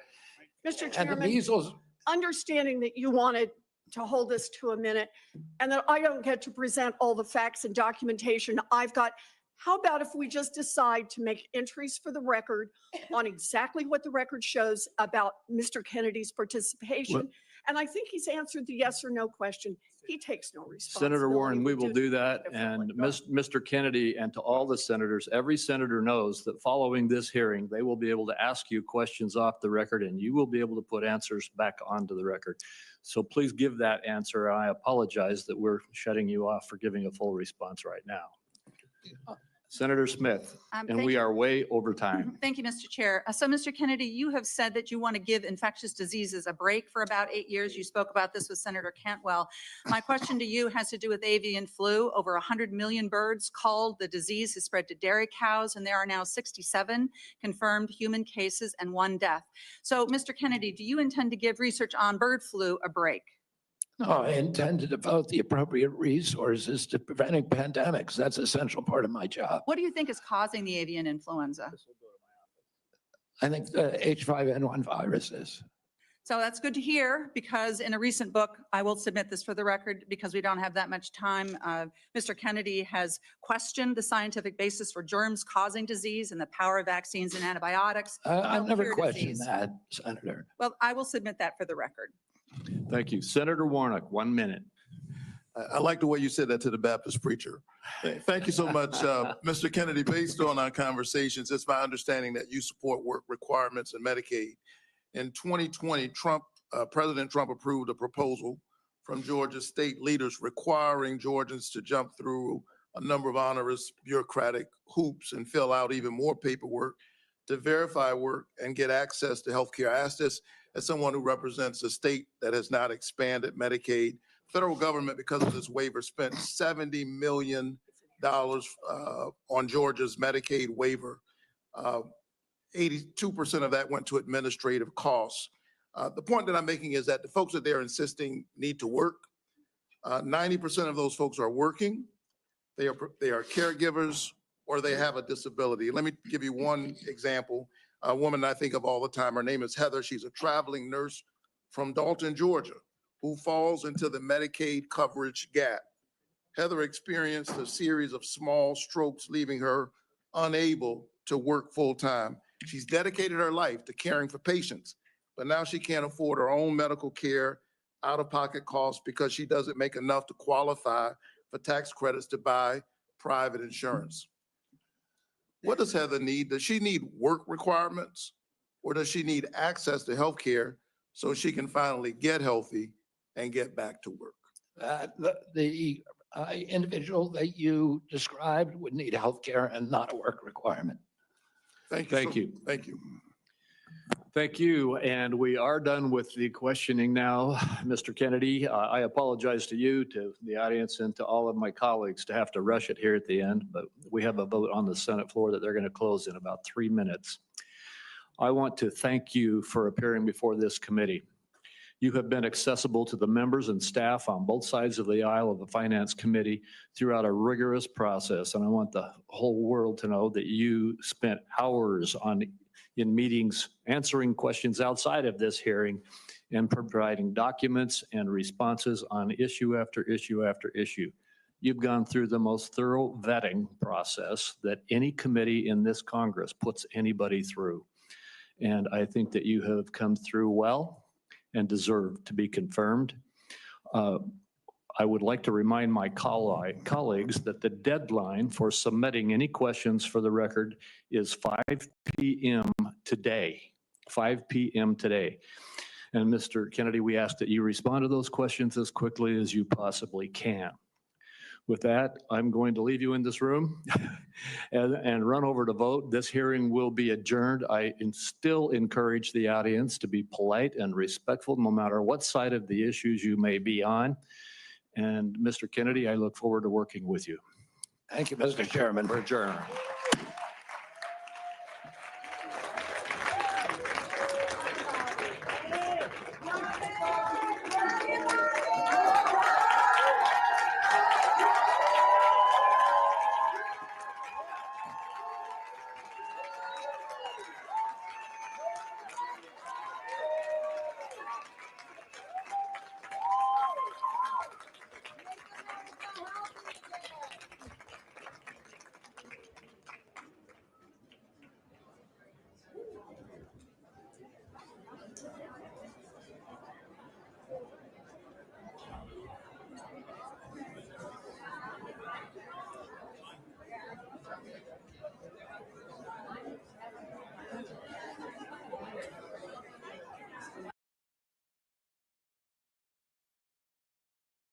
Thank you.